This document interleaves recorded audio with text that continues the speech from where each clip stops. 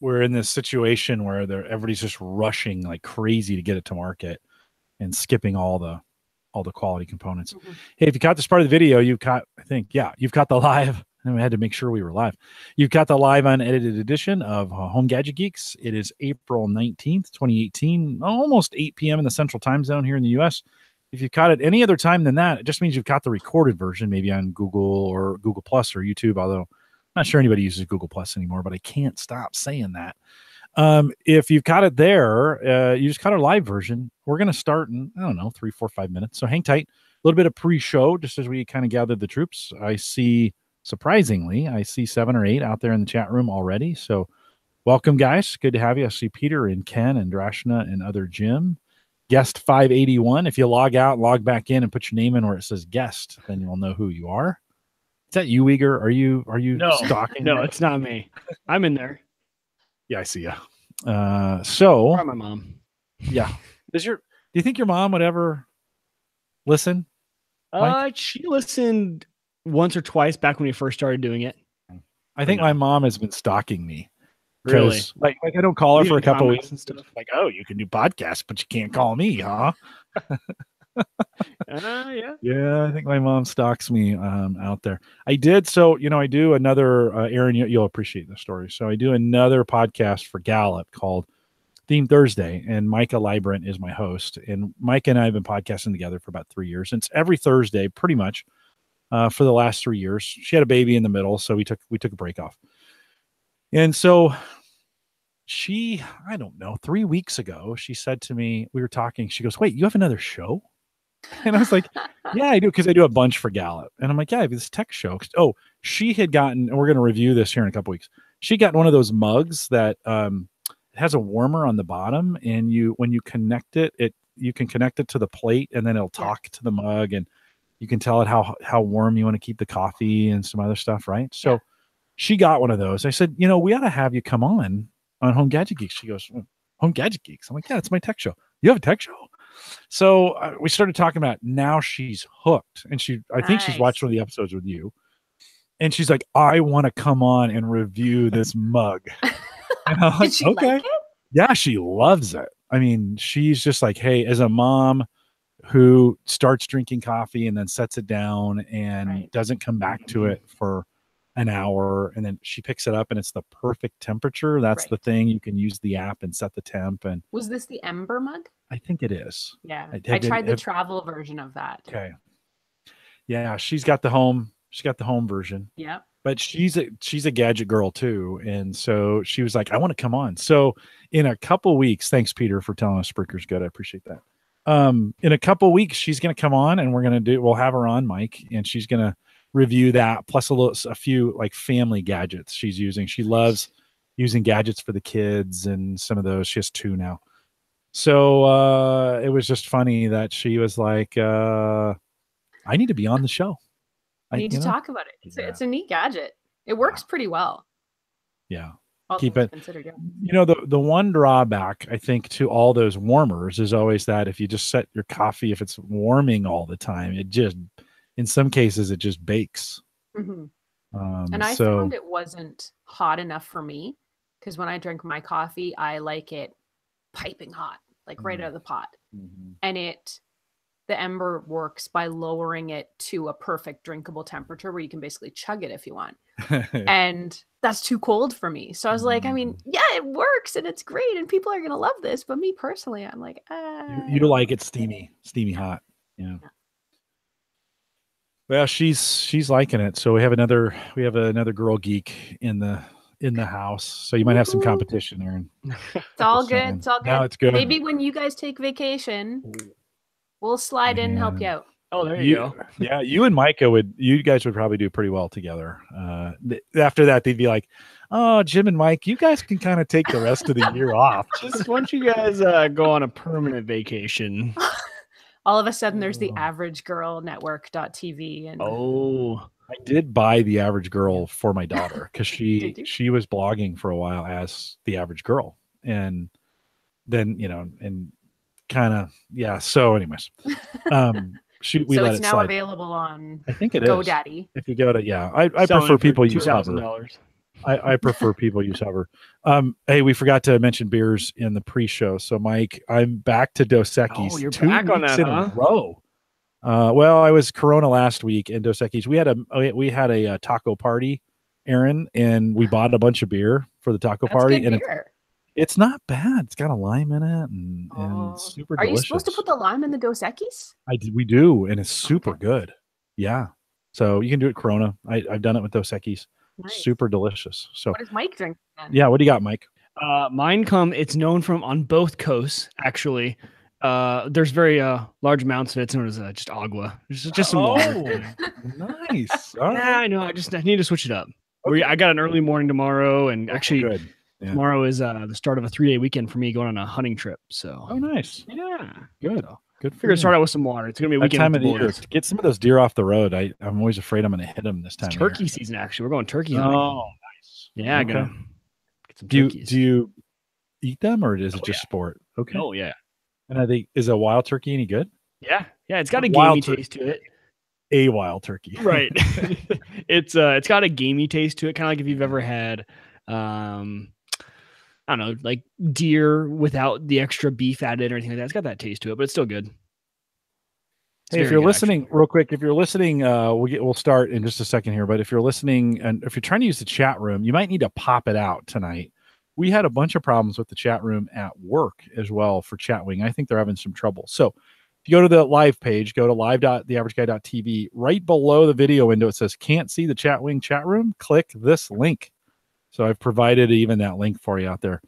It's doing some weird stuff, and that'll open it inside a browser.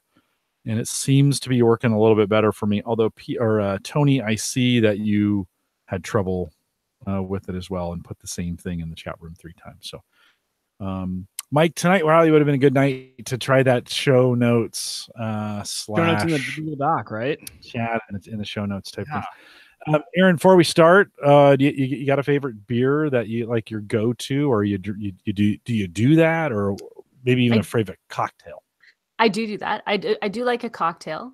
If I need like the after work end of the day drink, it's often a martini, straight up.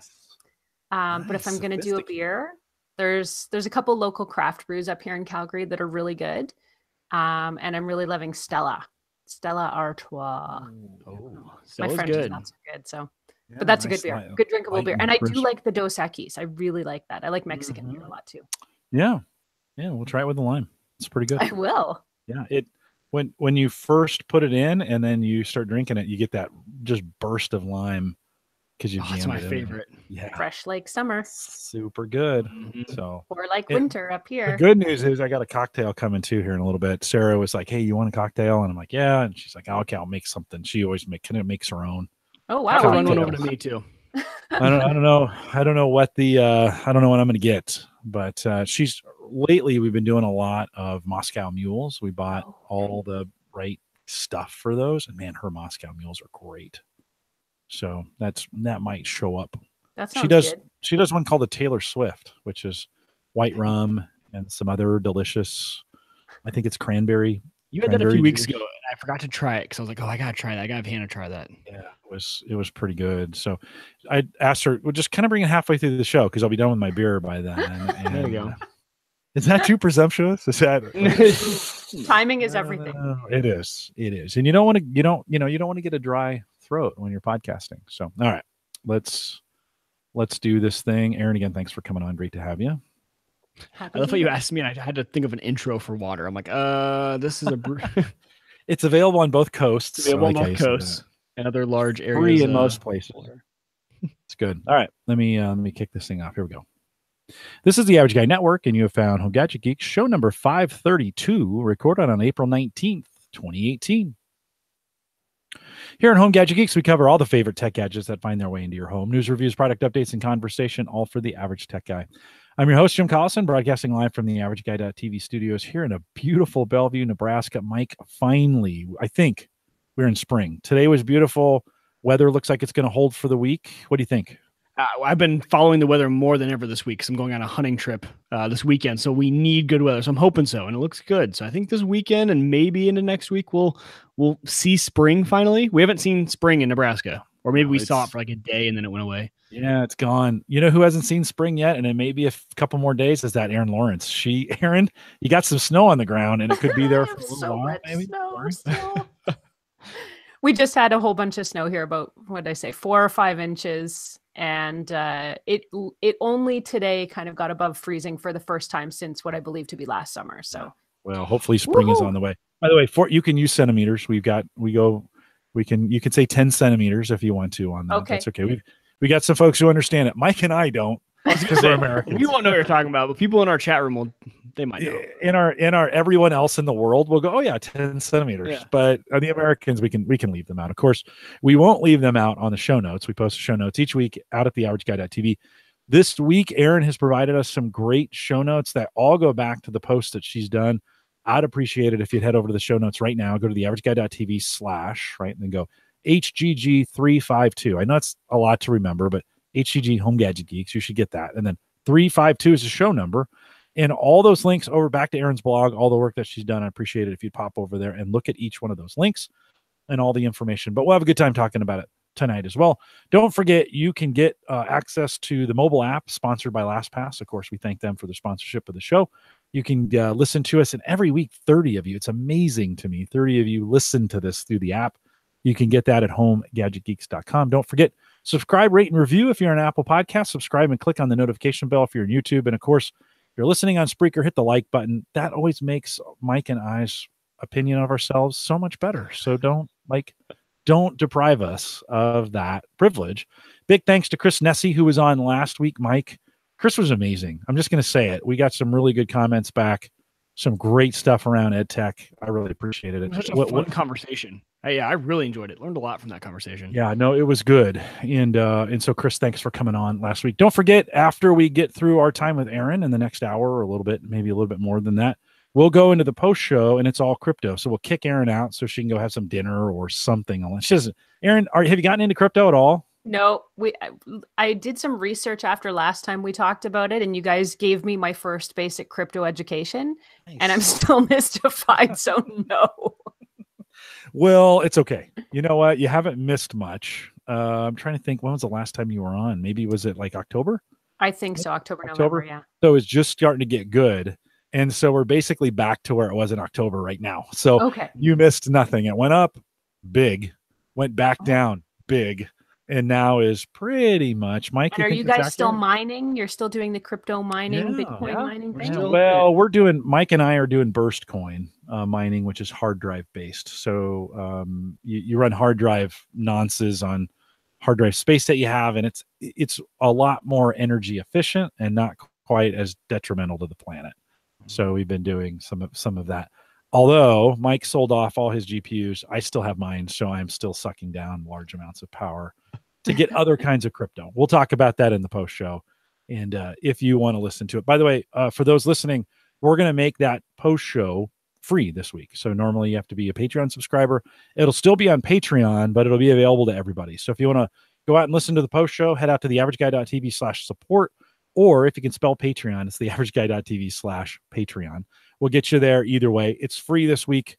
Head out there and have a listen to it. All right, Erin Lawrence is back with us. Erin, always great to have you on Home Gadget Geeks. Appreciate you coming back. Thanks. Oh, thank you guys for having me. I always have such a good time sharing tech and gadget news with you too. Yeah, and have you done? Of course. Well, we appreciate you having back. Have you done any traveling of late? Any cool places you've gone to?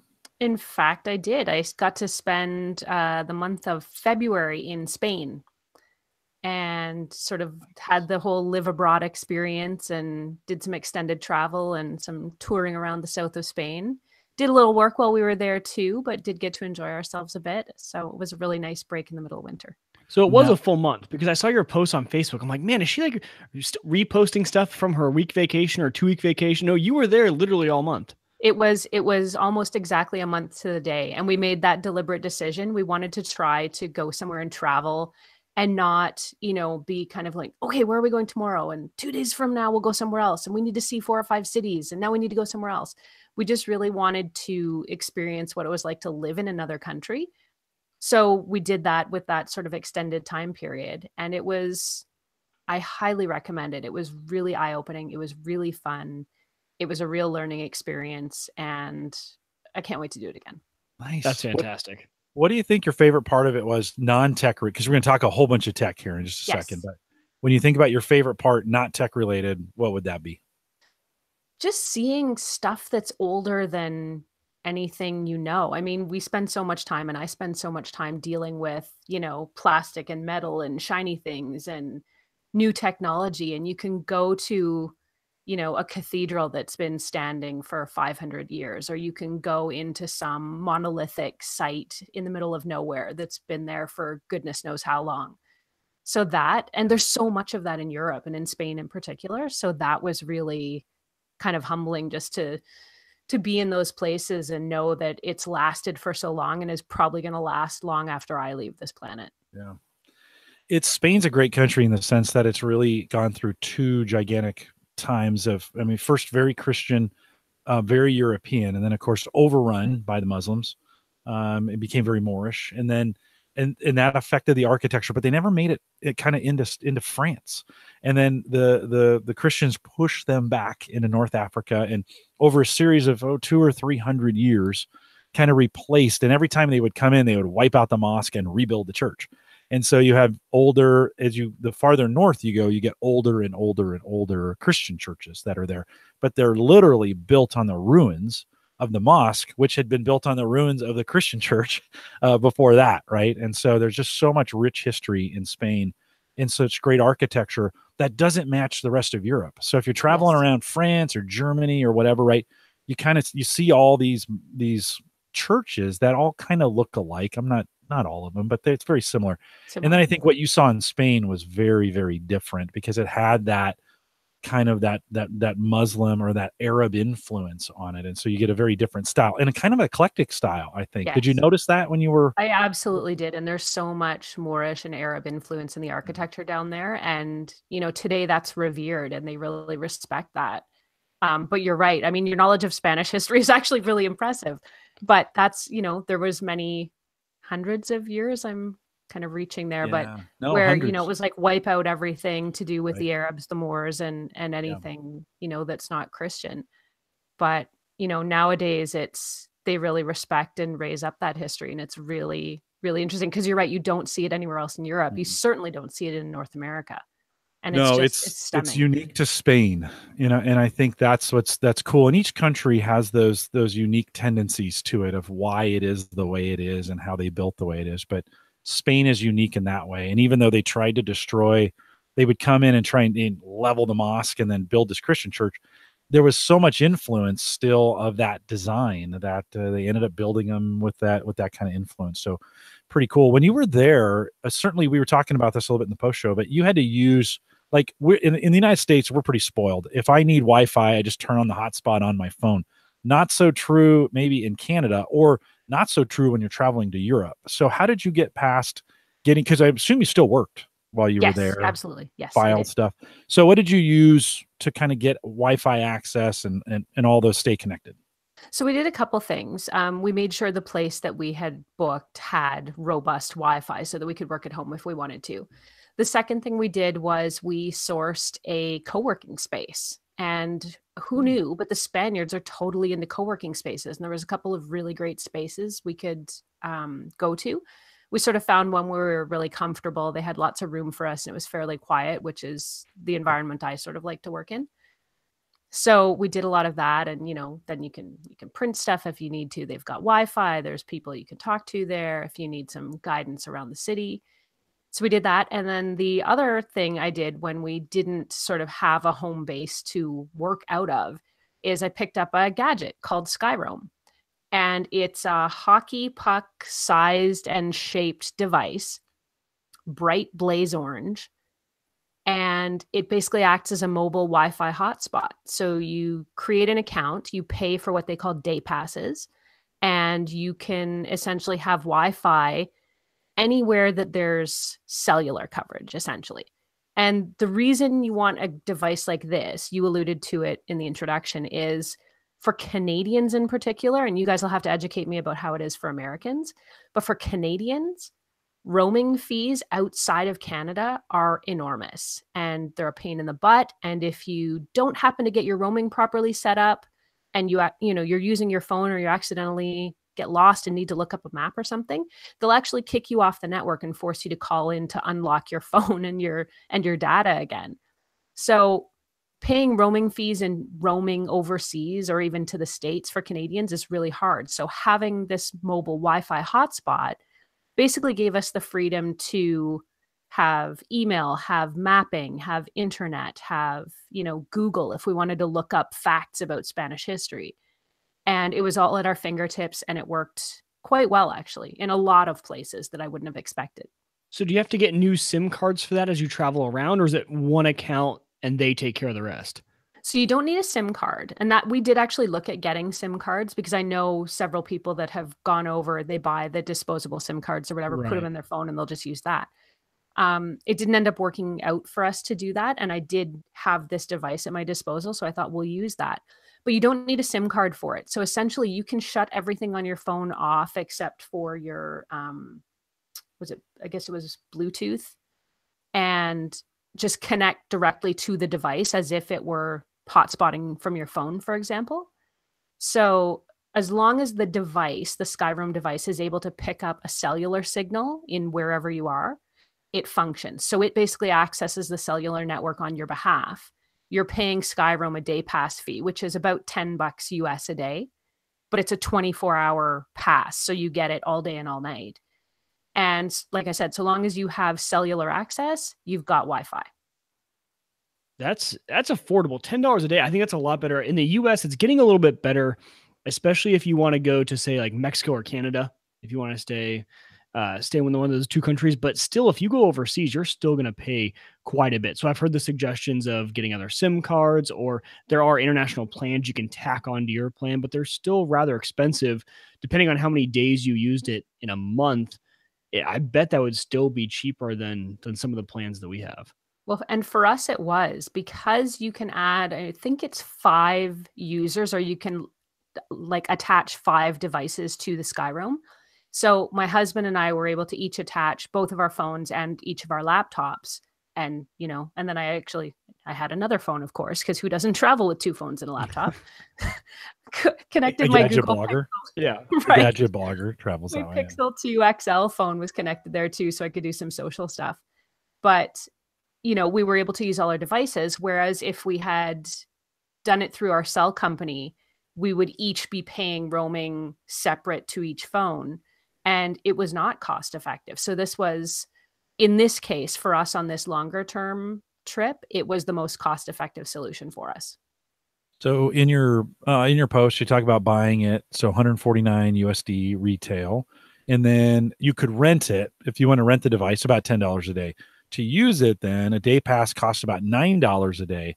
This is for the actual Wi-Fi access, right, where it gets it that way. And then, or $99 a month. So in your case, did you buy it? And then did you just buy the $99 plan since you were going to be on the road for the full month? Or how'd you work that out?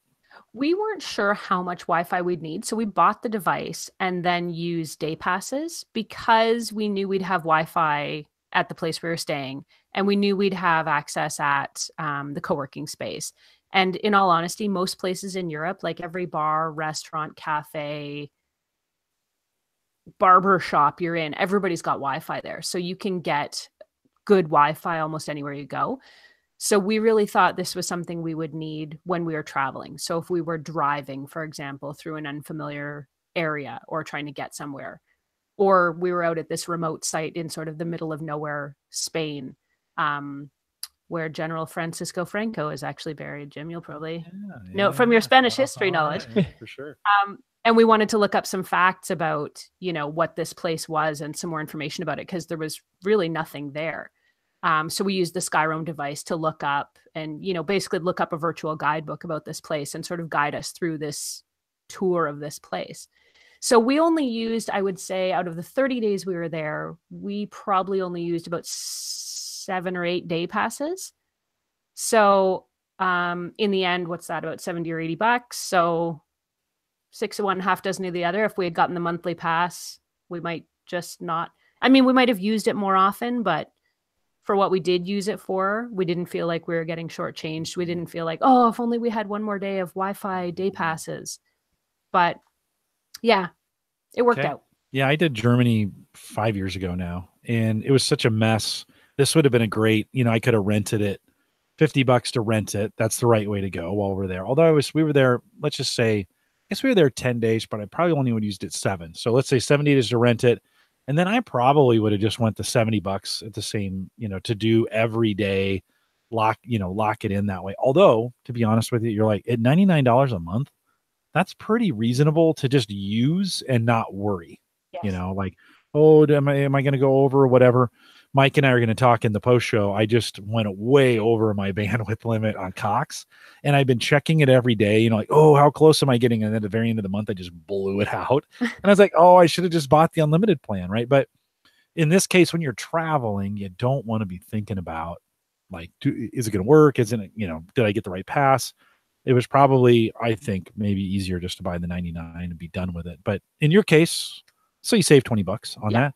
I think if we went away again, though, that is what we do, especially if we did go away for another month and we sort of know what we're getting into with it now. I would just I would do it. And then I don't have to use worry it more. about it. I bet you'd use it more. Yeah, because you just would be like, well, we paid for it. We might as well use it. So imagine people like kids who are studying abroad. This would be perfect, because when my sister studied abroad, she would travel all across Europe every weekend. And if you had a device like this, that would be, I'm sure, a lifesaver, because that was the big pain for her, was trying to figure out what we were going to do with her cell phone service, like when she was over there. So, did your Wi-Fi calling work through this? Go ahead. Phone calling? Wi-Fi phone calling? Yeah. We did not try that, now that I think about it. We did not try to FaceTime or do anything like that. The primary use we used it for was mapping and just looking stuff up. And then, of course, the occasional social media post about where we were and what we were doing. But because the Wi-Fi calling was a big plus ever since that came out, at least in the United States. I don't know how your guys' Wi-Fi calling works for your networks, but for us, it's just, if you have a Wi-Fi connection, you have connection through your Verizon or Sprint phone number. And so overseas, you can at least use that, and it's still free. So you can place phone calls without paying the overage on your phone call minutes, at least for international. That's a good idea. I will try that next time I go away. I'll see how well it works. Yeah, I'd be interested. Aaron, it sounds like it was a perfect device and didn't give you any problems while you were there. Because, right, those things are supposed. Just real quick, what kind of problems did you have with it? Setting it up was terrible. I won't go into a ton of detail because it's a bit tedious and kind of involved, but getting it set up and actually functioning took me literal months, because I took it on one trip, couldn't get it working while I was away, brought it home, spent some time on the phone with their customer service.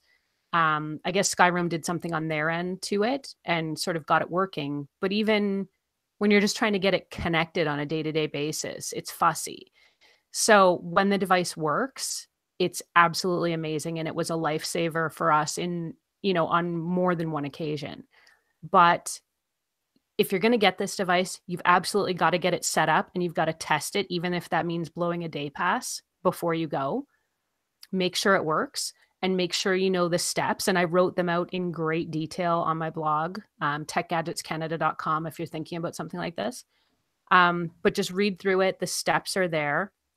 And just make sure you know how to do it, because there's nothing worse than sort of speeding down the highway at, 100 kilometers an hour and trying to look up where you're going and wondering if you're supposed to take that exit, but you can't get the Skyroam working and the map won't come up. And, you don't want to have to deal with that while you're traveling. You just want everything to work well. So that's my advice. If you're looking at a device like this, is make sure it works before you leave home. Yeah, the more complicated it gets and the more services you're crossing and all those pieces, it just gets super sketchy. And Europe is really different when it comes to cell service than it is here in the United States and Canada. You're going into another world. I often thought it might be cheaper just to buy a burner phone when you get there, buy a data plan when you get there, do it in the airport because they'll speak English. You might, if you're going to be there a month, you might just want to run with one of their data plans and understand what you're getting yourself into as well. That can be a pretty easy setup in the airport when you land. I haven't done that. I took my own phones and I tried to stay on Wi-Fi, and it was like, oh, it was a nightmare. And you're right. You always need it when you're out in the middle of nowhere and you can't just get the Wi-Fi, right? So you guys were pretty smart about that. We tried.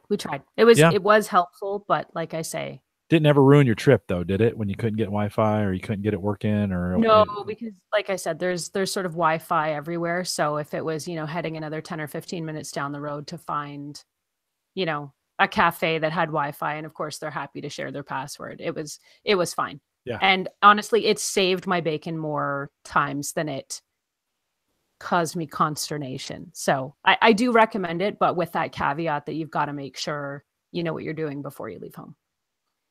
Did you, when you travel, so you're on a plane, how do you prefer to do your noise canceling and all those pieces? What's your preferred travel gear for that, or do you do that? I always have a pair of headphones with me, and usually two. I usually bring a wired pair and a truly wireless pair, mainly because the batteries on the truly wireless pair are going to die probably when there's a kid screaming in the seat behind you. So at least then you've got something you can plug in. Although with a lot of the new phones, I just got the Apple iPhone 10 and it doesn't have a headphone jack. So now I'm carrying an adapter everywhere I go. But I usually make sure I have two pairs of headphones. There, you've got it, right? Yep. Usually two pairs of headphones. I'm not super fussy about noise cancellation. What else do I usually bring? That's probably key for me if I just want to either zone out while I'm on the plane or fall asleep or just get some work done. Good pair of headphones are worth their weight in gold. I finally broke down last fall and bought those Bose Quiet Comfort 35s, which of course they came out with a V2 right after I bought them that has Google voice capabilities where you can say, "Hey Google." I'm sure I just set somebody's Google thing off by doing that, but where you can say that and it's got the voice, it's got the Google Now integration into it. And I was like, oh, I'm hoping they update the firmware so that I spent enough on those things, right? Right, you would think. I went on a flight the other day and I swear there were 35 kids all crying on this plane, and it was put the headphones on, cranked it up as loud as I could, and was super glad. One of the things I've noticed on the Bose, and Mike, don't you have some Bose? Yeah, as well? I do. I have the Quiet Comfort as well. Those batteries last forever. They really do. That is not that they did not go cheap on those batteries. How long are we talking? Well, I've done 2 4-hour flights and it's still at like 80%.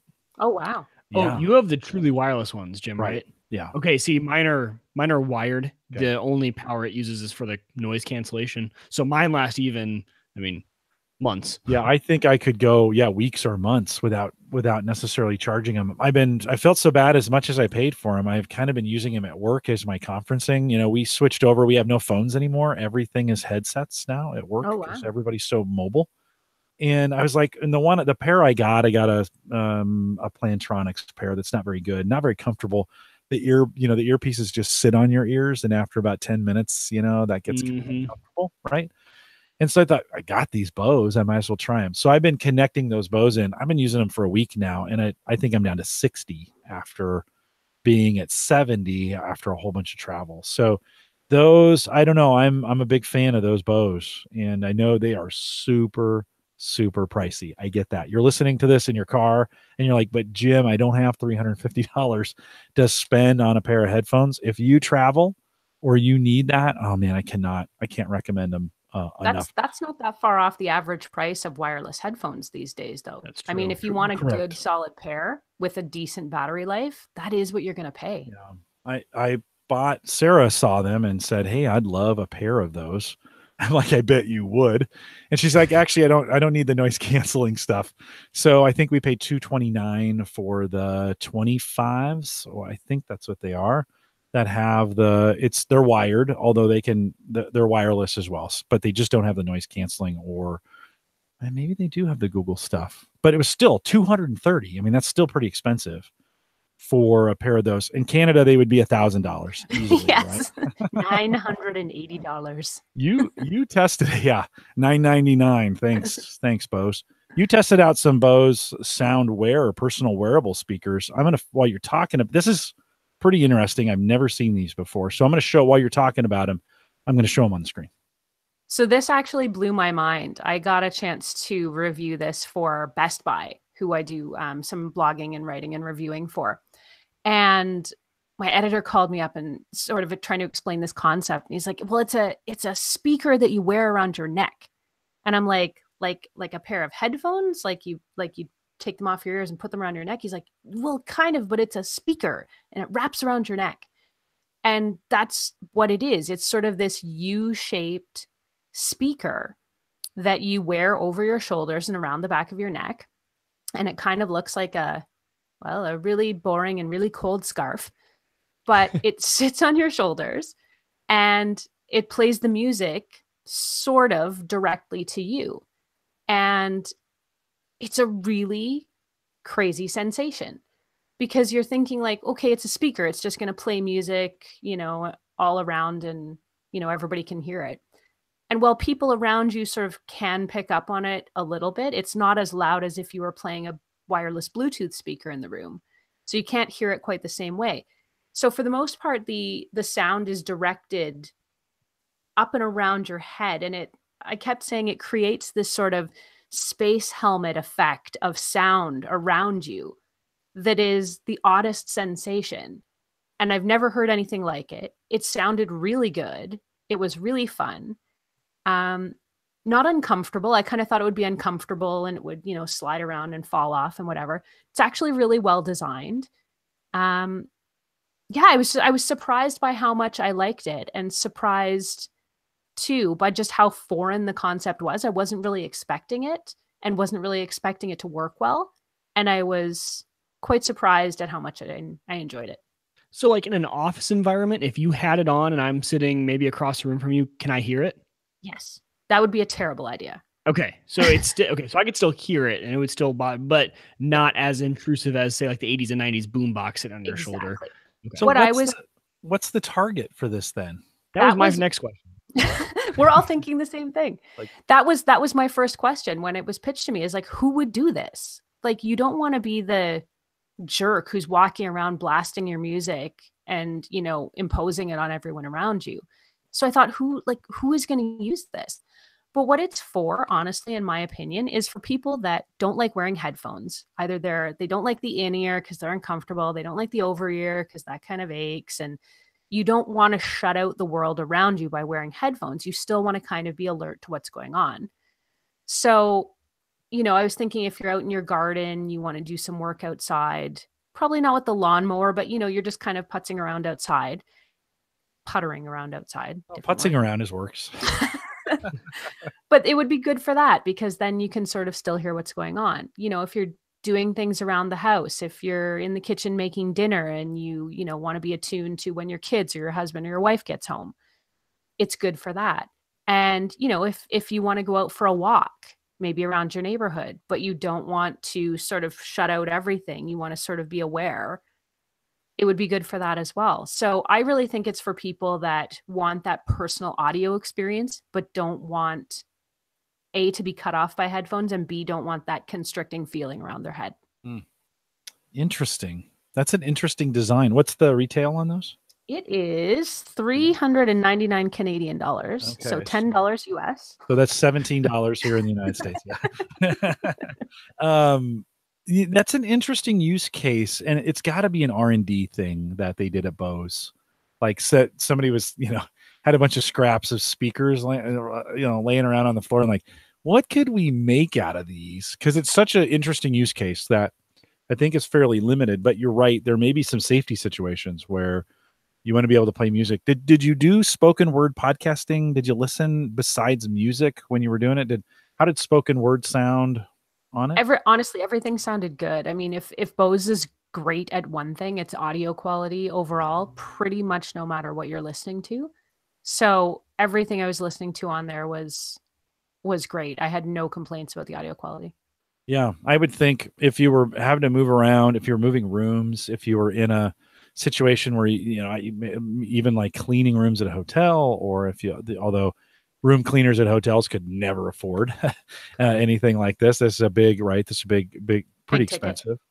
But those kinds of activities, right, where you're kind of moving around, maybe even outside or inside, going in and out, where you can't. That's super frustrating to me when I'm working in the yard and then I got to go in the garage and then I'm coming back out into the yard and then go back into the garage, and I don't want bulky headphones on or even earbuds.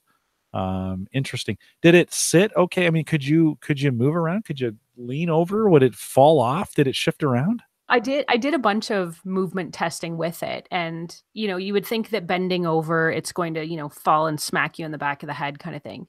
It did not. It didn't budge. Moving around, leaning, any of that kind of stuff, it basically stayed put. And I mean, it's not a heavy speaker, but it's almost in the way it's designed, the way it curves. It just sits sort of in the perfect spot.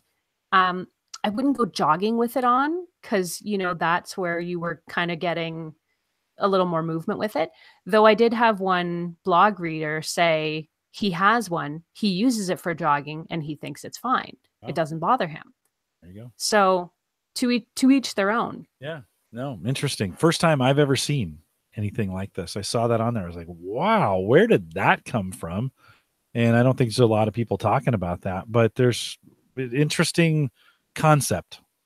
Anyways. Well, it kind of starts to make sense the more we talk about it. I'm thinking, in the mornings, I'll usually start my day out like in the bathroom. We have a Bluetooth speaker, so I'll start there. But then like I'll go to walk in the living room to clean or to do something else, and I'm like, oh, the music's still playing in the bathroom, and I can't really hear it. But if you just had it on a little speaker, I'm not looking to blare this in the house. It doesn't need to be super loud. Just something to listen to as I'm getting stuff done. It starts to make a little bit of sense if it wasn't too expensive. Just seems weird. Like I'm going to slap this on my neck. You know, it's like. We had over your bathrobe, Mike, or your smoking jacket. Now smoking cigars with this thing on. All right, now we're talking. Your own personal boombox. Get some mood music in there, and you're good. And you're good. Aaron, is this something after reviewing it? Is this something you would keep as a personal item if it wasn't something you're reviewing, or would you buy something like this? I don't think I would personally. Not because I didn't like it, but just because I don't think I would get enough use out of it. Though you're right. The more we talk about the different use cases for it, and Mike makes a great point that, I'm doing the same thing too. I've got one speaker in this room, another speaker in this room, and it's kind of a pain in the butt to have to keep reconnecting as you're moving around the house. So that's a great example for it. Yeah. But for me, I don't know. It's fun. It's a novel item. I would love to, and I said this in the blog review that I wrote, I would love to know the person at home that is reading or listening to this going, oh, yes, this is perfect. And I want to know what it's perfect for. Yeah. But for me, no, not because I didn't like it, not because it didn't sound great, not because it didn't work exactly as it was supposed to, but just because it doesn't really fit my life. Yeah. Use case just isn't there. Bose doesn't usually make everything they make sounds fabulous. If you bought anything from them, I never heard anybody complain about that, but interesting design. Well, I'd love to know anybody, if anybody listening right now has come across this or used this, or you'd think, interesting. Bose Soundwear, all one word, Soundwear, personal wearable speaker. And Aaron reviews that. We'll throw the link to that in the show notes, so that'll be available for if you want to go out and take a peek and take a look at that as well. Aaron, a couple of weeks ago, we did our big barbecue grill show. And of course, you've always tempted me with a few devices. I think you know that we do cover that now. And so you're always willing to come in. One of the devices I bought a couple of years ago was a wired iDevice, which actually has changed to hands now twice on who owns the iDevice brand. And I think now the wireless meat thermometers are owned by Weber. They bought that division which makes sense, right? Smart for them, for sure. Sense. Yeah, no, really good. But there's a kind of a new generation, and new used term lightly, but I think we're getting to the point, and I kind of like this, of wireless, right? To be able to get that. So talk to me a little bit. You got a chance to review one of these. I'll throw that link in the show notes as well, but talk about this wireless meat thermometer. So this is the meat thermometer, wireless meat thermometer. And you're right. So I think the device you might be talking about is the iGrill, or a version of the iGrill. Mm-hmm. Yeah, exactly. Yep. I too had one of those, and for its time, what would that have been, like 6 years ago, maybe sooner? It was a good idea. Yeah. Yep. You plug the thing into your meat, you run the little cord out of the oven or out of the barbecue to the receiver, and then it beeps or it goes off or whatever it does. If you had the more advanced version, it might send a push notification to your smartphone. But they were clumsy and they weren't very intuitive. They weren't very connected. So the meter is a completely wireless meat thermometer that's about the size of, say, half a pencil and made of metal. So you slide it right into your meat, whatever it is you're going to cook. It'll work in an oven or in the barbecue. Connect it to an app on your smartphone, and it keeps track of everything for you. So you can set up different sort of timed cooking events. You can just keep an eye on whatever it is you happen to be cooking all on your own. It's very convenient because you don't have to sort of worry about it. The app will keep an eye on things for you. Though I will say, and we can get into this a bit later, the alerts that it gives out weren't as great as I would have liked, but that's a different story. And, if you just want to take a quick temperature reading, you can do that too once your food comes out of the oven. So it's nice to have that wireless connectivity, and it's super small, very portable. It's got a nice magnetic wooden case that attaches nicely to your fridge or your oven, so it's always handy. And it worked really well overall. The alerts were the thing I had the biggest problem with. For me, when I'm cooking, if I'm sort of going to trust my meal to technology, I want the technology to sort of wave its hands and shout and scream at me and go, "Your dinner is ready. Your dinner is ready." And this device doesn't really do that. It sends push notifications to your phone. So you've kind of got to have the phone with you in order to get that alert. And which I didn't really know the first couple of times I cooked with it. So I'd sort of be like, it seems like it's been in there an awful long time. And I'd go look and I'm like, well, the meat looks done, but I haven't heard anything from the phone. And I'd go and look and there would have been a push notification on my phone that I missed. So I'm like, oh no. So there are settings in the app that seem to allow you to customize some of those alerts. I could not get them working. I could not get it to alert me in any other way but a silent push notification, no matter what I did with my phone. I don't know whether that's an Apple iPhone issue, whether that's an app issue, whether it works better on Android, or whether there's just some bug in the system. I couldn't get the alerts that I wanted. But overall, the gadget was neat. It worked pretty well. You can pick, what you're cooking. You can tell the app, in essence, what it is you want to make, what type of meat, what cut of meat, how you want it cooked. So if you want it rare, medium rare, well done, whatever it is, and it basically does all the calculations and the timing for you so that what you're supposed to end up with is perfectly cooked meat. That is tough with the notifications, though, because that's one of the biggest features you think of these thermometers. Is I love that mine, it's loud, it's audible. If you're in the other room, you can hear it's going off, telling me to go. So that is something I bet, but that's something easily fixed, I'm sure, with software updates. And I do hope that the company is able to, and again, I can't say it's a fault of the company or their app. It might just be the way it's configured with the iPhone that I was trying it on. Right. But yeah, if they could get that fixed and it rang like a telephone when my dinner was done, 100%, it would be perfect. Aaron, Ken in the chat room says, so put a lithium ion battery in the oven or even in a grill. Does it have, so on the device, is it safe to be in there? It is. So it's powered by, there's, I think it's a AAA battery. It's either triple or double in the back of the wooden case. And what the wooden case does is act sort of as a charger for it. So the thermometer gets charged up in there. As soon as you pop it out of the little case, the little box, it automatically turns it on and then you can use it. I am not smart enough to know exactly what technology is on the back side of that inside the thermometer and how that would work battery wise. Right. But otherwise I don't think you're putting a lithium ion battery in the oven. All right, chat room. In the next 5 minutes, somebody needs to go out and look at this thing, Meter, MEATER, smart meat thermometer. Let's do a little research. See what tech is in the battery. I'm sure that's been tested. Like, I'm sure they're not going to allow a explodable battery under heat, like, in the oven at 450. So we'll have the chat. We'll put the chat room kind of on it. Bluetooth only, Aaron, in this case, right, to connect to the phone, or is there a Wi-Fi option as well? I believe there was a Wi-Fi option for it as well, but you had to set up something strange with it. Okay. don't quote me on this, but I think you needed to set up like a second gadget for it to talk to and to like use a bridge. the Wi-Fi signal. Probably Yeah, like a bridge. Yeah. I just used it just Bluetooth in the house. I did notice that it wasn't quite as connected sometimes. Like if I got a little too far away from the thermometer, it would be disconnected and I wouldn't really notice it. That's happened with a couple of kitchen gadgets that I've tried. It seems kind of common. It's a huge problem with kitchen gadget space because typically, I'm not going to stereotype here, but I will for a second. Typically, the folks can afford to buy, Bluetooth enabled cooking equipment, live in larger houses, right? This is, and then they're grilling outside, they're bringing it in. It's a little bit of distance. Bluetooth doesn't have the greatest distance. Or in my case, I want to start, maybe I want to smoke something and I want to get it started. And then I want to come down to the basement and work on my computer. Well, it gets blocked. Like I have a cement wall between the two. And of course, Bluetooth can't survive from that. So I think the recommendation, and I think it was either Mark or Mike in our grill show, said they would really wish we would go Wi-Fi for all this stuff.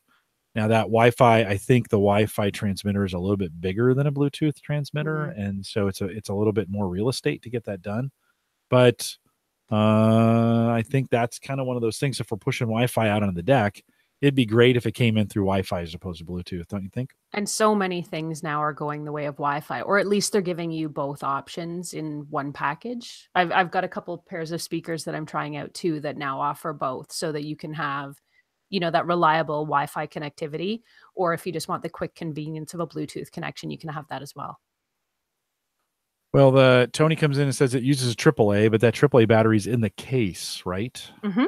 Yeah. And so when it's in the case, it's charging. I'm most interested in what is the device that holds the charge in the device while it's separated?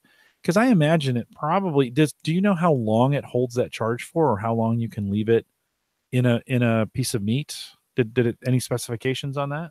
I don't. It never died on me from lack of battery. And I believe, I'm trying to remember back to what I wrote. I think you're supposed to be able to get 100 charges out of that AAA battery. Okay. So, yeah, no, it never died on me. So that's a good question, though. And it does sound like too that AAA battery is not user replaceable either.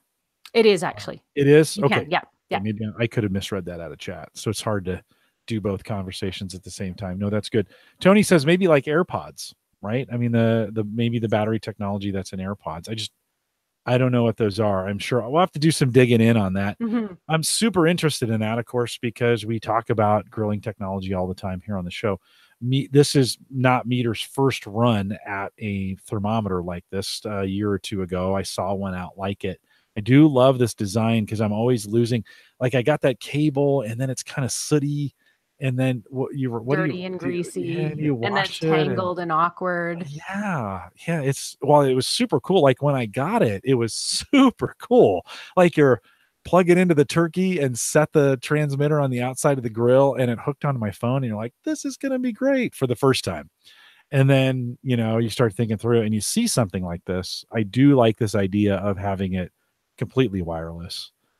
Close the lid and you're kind of done, Yeah, it was very convenient. I did like that aspect of it, and super small. So it fit into, pretty much everything I was trying to cook. I did like it. So Ken says last 24 hours of continuous cooking between charges. Thank you, Ken, for that. Tony says their site says no, only tiny Apton Labs minions can access the inside of the probe to replace the battery. I think that's what we was talking about. You can't replace the battery in the probe. Not in the probe, yes. In the back of the charging case, yes, you can. No, do not take the probe apart. That's probably a terrible idea. Apton Labs minions can access the tiny battery inside the probe. At least the company has a sense of humor. Yeah, and you would think, and I would wonder, 100 charges, let's just say that's kind of what life expectancy. You're going to put it through a lot because it's going to go from hot to cold, hot to cold, hot to cold. I mean, it's going to be awful. 100 grilling, that would be probably 3 seasons, maybe 4. I think maybe more for the average. We grill every weekend and sometimes during the week. Still in the summer, you're probably talking like, so maybe, 2 years at a minimum, maybe 3 for most people, or 4. So that's pretty good. By that time, you're ready for something new, don't you think, Mike? Out of one AAA battery, that's pretty amazing. Yeah, totally agree. Yeah. So, and it literally is like the size is like a pencil, or is it a little smaller than a pencil? It's about, I would say, if you know how big a pencil is, it's about the size of half the length of a pencil, more or less. And is round or skinnier than a pencil? It's skinnier than a pencil, and it's sort of round and pointy on the probe end that would stick into the meat, and then sort of flat on the back end. Yep. And that's then that connects to the charger. I've kind of gone with a $30 instant meat thermometer when you just want to use it, like, because you could use this as an instant read, right? Stick it in. It's not very instant though. Okay. So it's you got to get the app out. Yeah. You got to log it in. You got to sort of wait for it to take the reading. If you just want that quick temperature, honestly, I was going back to our old instant read digital meat thermometer as well.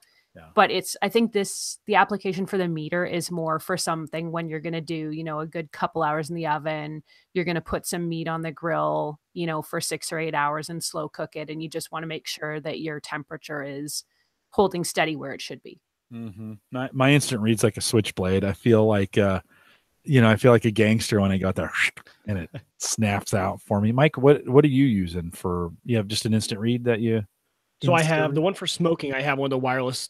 I can't remember the brand of it, ThermoPro or something like that. It's a wireless one where it's got the same thing, that cord that goes in.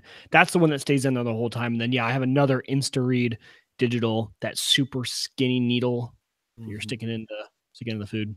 Yeah, and the iDevices device is built well enough. I could survive some weather, so you could attach it to your grill and leave it. It's plastic. It seems to be waterproof.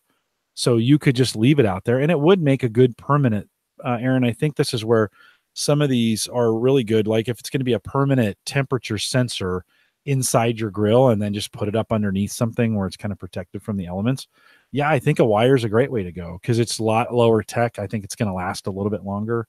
You don't necessarily need Bluetooth, but when I'm jamming it in the bird and I shut the door, it's kind of nice if it's wireless. Yeah, no, it's kind of nice if it's wireless. Yeah, we gotten addicted to those. I don't know how I ever grilled for 20 years with no thermometers for the most part, but somehow I did, and now I'm addicted to them. So it's like I want to know exactly the temperature in 7 sections of the turkey. Speaking of that, Mike, will you grill your turkey when you bring it back? Totally, Mike? It's gonna go right on the smoker. Nice. Yep. Well, you have to invite me over. We need to talk about that another time. We did that for Easter. Last year we spatchcocked it, put it right on the smoker. We had brined it, and everyone in the family, we have a lot of family who doesn't like the turkey. It gets dry. They don't like how dry it gets. And they said it was the most moist turkey they've ever had. Yeah. Wow. Yeah. I got to read some more about that. Slap a little bacon on the top of that, Aaron, and it keeps it even moister as you're doing. Is that moisture a word? I might have just go with it. Okay. It is now. Yeah. and you can, what temperature, Mike, did you? I got to go back and read my notes. Okay. We talked to one of the local guys, Jim. I told you about this place called Helping You Barbecue, the Hub here in Omaha. And the guy in there, the owner, it's a small shop. He's a champion smoker, and he's got recipes for everything. So we went in and talked to him, and he gave us some pointers. We need to do a meetup there. Like maybe, just a meetup at that shop. That'd be a great place to start. Everybody'd love that. Yeah. Aaron, I've been smoking the birds for a couple years now for Thanksgiving, and 3, 4, 5 hours to get it through there. And it's the best way. It's the best way to do it at Thanksgiving. That sounds amazing. I'm going to read up on that. If you go, I think if you go to theaverageguy.tv, I don't know who runs that site. He's a little sketchy, but if you go to theaverageguy.tv and in the search box, I think if you put in bacon, let's see, BACON and turkey, TRKEY. I wrote an article. Yeah. It's called Barbecue Turkey and Bacon. 2 great tastes that taste great together. Okay. No tech required. By the way, I did this back in 2011 with no tech, but I walk you through step by step. Here, I'll throw this in the chat room too for the folks that are out there. I walk you through. I've built this envelope system just using tinfoil and different kinds of yummy things to eat, including like a cheesy Italian salad dressing. Things like A1 steak sauce, which you would think would not be very good on a turkey. And oh my God, Heinz 57 is another one of those where you are think, blowing my mind tonight. Yeah, you think Heinz 57 on a turkey. Oh my God, especially when you're smoking it. So, and you can really, to be honest, you can put anything you want. That's the beauty of this. You just have to have bacon. So this year we actually did a bacon weave for it. So I weaved the bacon, and then just because in the past I've just kind of, you'll see in this when you read this post I did, I just kind of lay it over the top of them, and that was okay. But we upped the ante with a bacon weave. And then when you're done, you pull that weave off, and I would put it on the grill and let that cook under a low heat so it finishes cooking. Oh, let's go to Thanksgiving. I'm hungry now, right? Oh, everybody's hungry. Super good. I'll throw that I gotta in. get my turkey this. Yeah, you need to get a turkey and invite me over, Uyghur. There we go. Sounds good. We so anyways, yeah, I enjoy like this, and I don't know if this thing is, as I look at it, I don't know if I'd be ready to pull the trigger on it just yet. Really want to give that thing a try. So if they're listening, Meter, if you're listening, this would be a great audience to send a meat thermometer to for some testing. So pretty good. Aaron, as we kind of wrap things up here in the final few minutes, I want to talk a little bit about, you've spent a little time thinking about augmented reality and some augmented reality apps. And, augmented and virtual were super hot like a year ago. And then all of a sudden AI and machine learning have taken over. Like what virtual reality? Nobody seems to be talking about that anymore for the most part. But when you were going through this, and this is a fairly new, I'll throw this again. This link is in the show notes if you want to head out there. But recently, as of April 8th, you posted an article about these 7 augmented reality apps. What are you seeing in that space? I mean, what's interesting to you when we think about augmented? Because it was a lot of hype before, and I don't think a lot of payoff. But what are you seeing now? For me, I think the biggest development has been that augmented reality isn't for gamers and geeks and techies and people that are super interested in the technology space. Manufacturers and app developers and companies are making it relevant to real people by giving it real world use cases. So what I wrote about in particular were a handful of apps that you can use now that let you do things like try furniture in your actual living room. It'll let you, for example, measure if you're doing a renovation or you've got a home improvement project or you want to build in some bookshelves. You can use the camera in your smartphone to measure and map the walls and the floor space and exact measurements so that you can get a detailed floor plan. There's all kinds of other cases. There was an app I tried out called Frogopedia that lets you virtually dissect a frog. So for anybody that had to do those dissections in high school and it's dirty and yucky and messy, this is the cleaned up version of it that still gives you all the access because you're doing it yourself in sort of augmented reality. So I think that's what I'm seeing. And it's that real people can now find legitimate reasons to want to use augmented reality. And it's actually helpful and it actually works really well. The room measurement one is interesting. I've tried that one and it actually worked pretty well. We were skeptical. My father-in-law was pretty skeptical on it. So he got out the ruler and I did it with the app. And it came down to being pretty close. Not enough that you could use it to be 100% accurate if you're like building, but to get a general layout of your rooms real quick, say we're going to go shopping for new sofa today. What's the measurements of our room? And it gives you that real quick floor plan while you just spin around and walk around the walls of your room. Mike, is that the one called Magic Plan or Aaron in your article? Is that Magic Plan that does that for you? There's Magic Plan and Planner, I think it is. Yeah, no vowels because we've run out of words. So PLN. The Canadian spelling. AR. Yeah. And so did you do, I know some of these, like the big box stores here are using them so you'll buy their paint or you'll purchase the furniture. Did you try that where you put it in a room and then change the wall colors to see what that would look like? And how's it work? I didn't try the wall color one, but I did a lot of furniture. IKEA has one. I think it's called IKEA Place. So I mean, IKEA, like super smart, because who doesn't have a piece of IKEA furniture in their house? But you can try out so much of their stuff. I don't want to go out on a limb and say it's their whole catalog, but there was so much stuff when I was testing this app that you basically just sort of hold your phone's camera up and look at it through the camera lens. And then it lets you place the furniture anywhere in the room. You can sort of scale it a bit to match the exact scale of your room. And then just sort of tap it and sort of quote unquote place it in the room. And then you can take a picture of it so you can sort of look at it afterwards and assess how it looks. And it's so smart because if you want to see, does a purple chair look good in the room with the orange walls? You can find out. You don't have to sort of worry about ordering furniture and what it's going to look like when you get it, or if it's going to fit, or does this color scheme work? So these apps do all of that for you. Yeah, how great would it be to lay it out on your phone spatially? Because would be an easy way to do it. Pick, lay it out, save it, then throw on some goggles, right? Some virtual reality. Oh, there you go. And now it builds the room for you in full, virtual 3D. VR. Yeah, that would be pretty cool. I think this is only going to get better. And it's been interesting. You always got to get the motivations in the right place. You got to get the businesses who need this the most. We struggled for a long time with AR and VR, finding the right place for it. And Microsoft's been promising, like, oh, you're going to do surgery with it. Although, maybe we should do surgery on frogs first. Start right? there, yes. Let's start there before we start doing real surgery. But it sounds like to me, actually, now that the hype has kind of died down, we're really actually probably getting some apps into the space that are actually useful.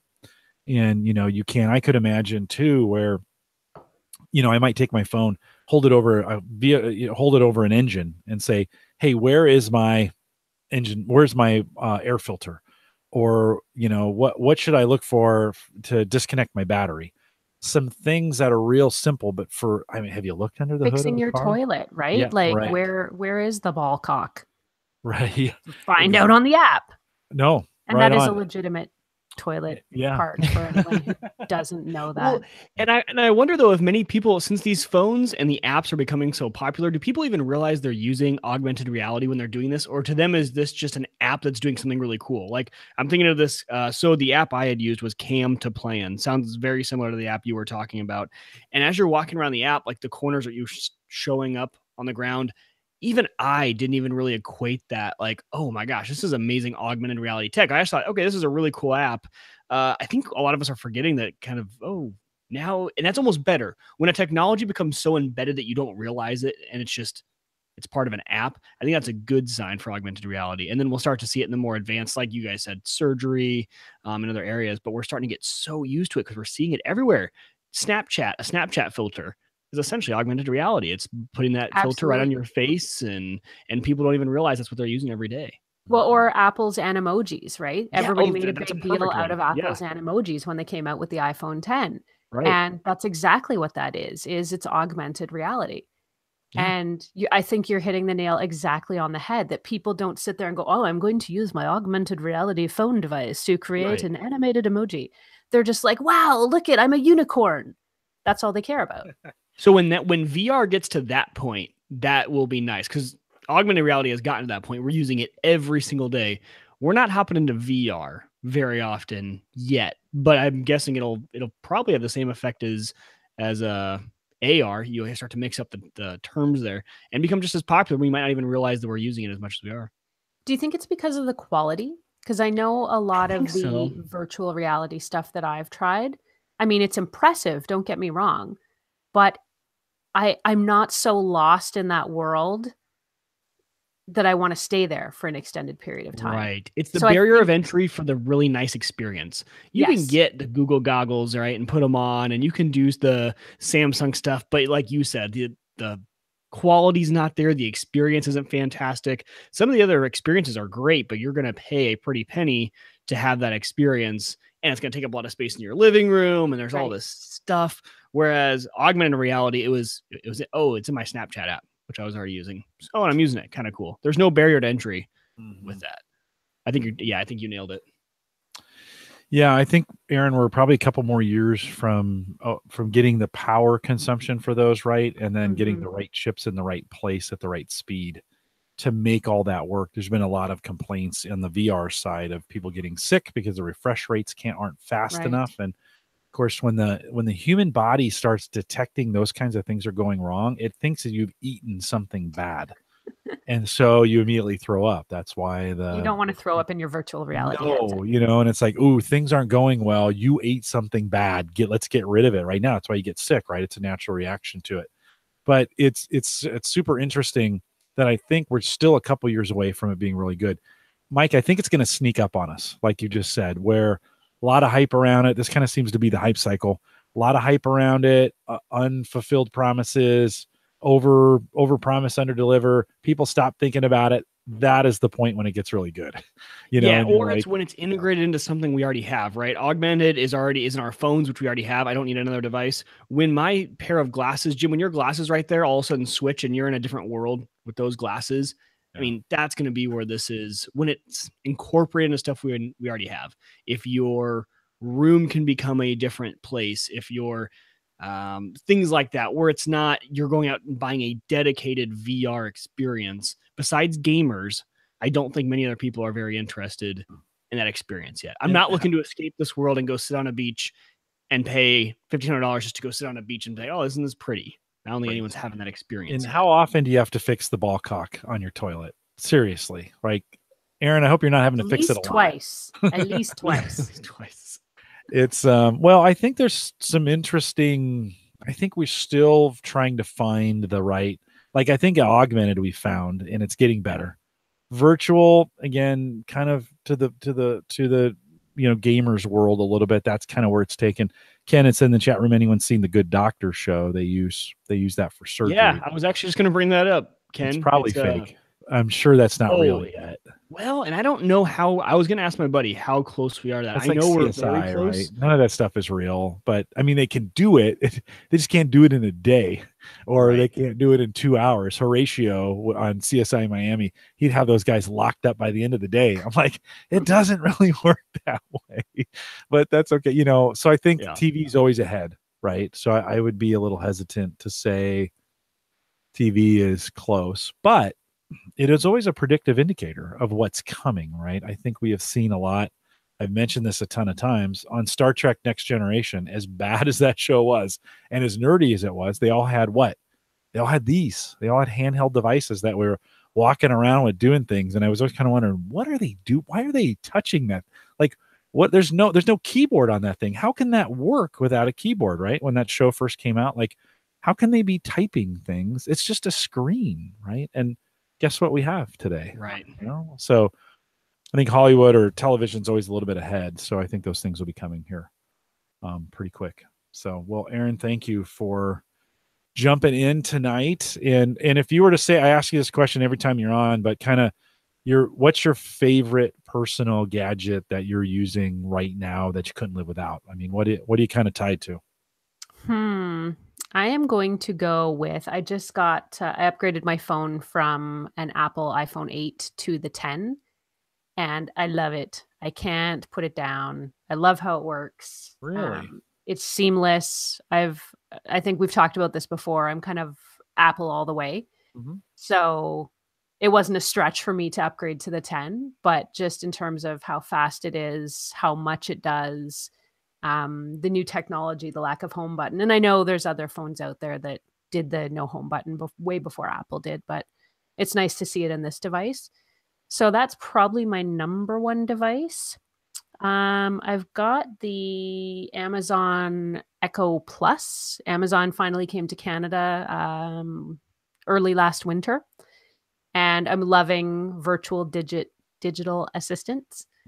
And I think it's so handy. I thought it was the dumbest idea, the Google Home and Amazon Echo, when it first came out. I'm like, why would you need to talk to a speaker? I can type things into my phone. And having got one and tried two, I just think it's so handy. It's so convenient. It controls all my smart lights. It controls all my music. It answers questions. It sets timers for the oven when I'm putting something in. It sets alarms if I want to take a cat nap. They're really clever, and it's almost kind of scary, but fun how quickly they'll integrate themselves into your lives. You get dependent on them. But in the pre-show, before you jumped in, Mike jumped in, and I had the music blaring. my device is plugged in through the system, so I can say things to her and she'll show up in real time.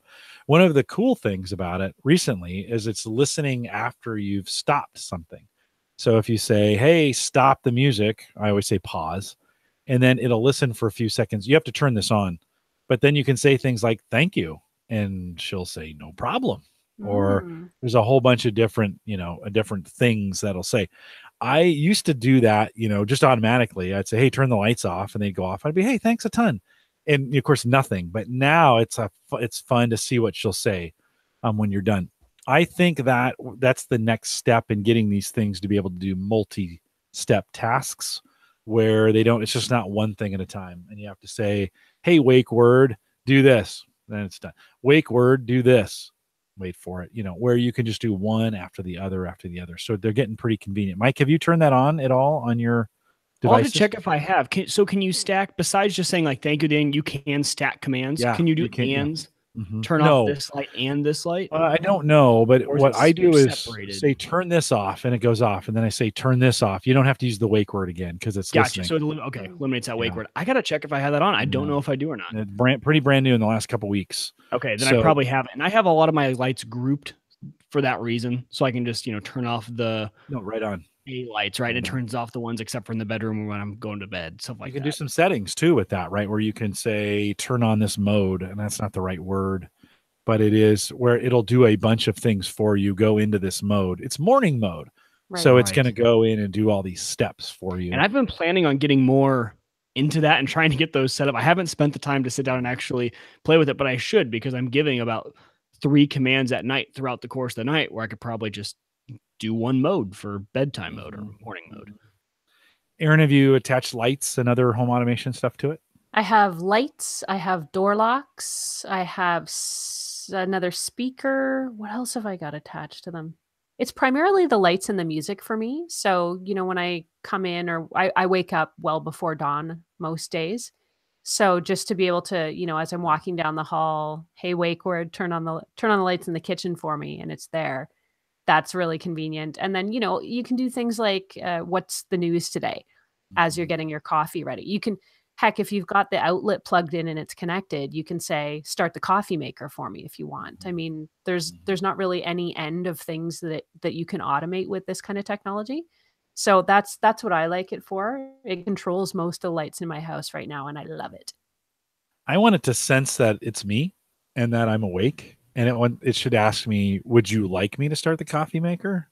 I mean, I think I don't mind having to talk to it, but I think that next step is some intuition. Repeatable, intuition. Like, hey, good morning. That's something that I think HomeKit, or whatever the equivalent is on the Google side, has a really unique advantage where they could do that. Because I've thought the same thing, Jim, where what got me thinking about this was my Apple Watch. I now wear it at night because it tracks my sleep. It knows when I'm moving, if I'm restless. Okay, and it alerts me in the morning, hey, you slept for 6 hours and 58 minutes like last night. So it knows when I wake up. Okay, so why doesn't that integrate with HomeKit? And HomeKit could then turn on the bathroom light and start the coffee maker and do all that stuff. If you have a wearable or even your phone, right? Your phone knows, hey, if I reached over and picked you up and then I kept picking, like I didn't just set you back down, I'm probably awake. It'd be an interesting concept. Oh, a little more presence. And in a British voice, I wanted to say, can I draw a bath for you, sir? Or something like that. You're like, yes, name of device, whatever Jeeves, that is. Please. Jeeves. Yes, Jeeves. Yes, Jeeves. And would you please bring my cigars and smoking jacket? Yeah. And my cocktail. Bubble bath this morning. And my cocktail. Like, sir, it's 5:30 in the morning. Don't talk back. Yeah. Don't talk back to me. Tony in the chat room says he likes the adapter where you can put it in you can put the device in the car. Oh. And they have battery, where you can plug those in, and if you want to take it with you, you can, for whatever reason. I bought the wand. So that was a failed device that has a switch on it where you can just talk to it. You can also scan in items. So if you run out of macaroni and cheese, you just take the box and then it'll send it right to your phone. And then the next time you're on your phone, you can say, hey, actually buy this, or I think you can voice command buy it, one of the two. There's a fridge that'll do that. I think it's the Samsung refrigerator. And there's a company that has either just released or is about to release. I want to say it's called iFridge or iFridge Cam.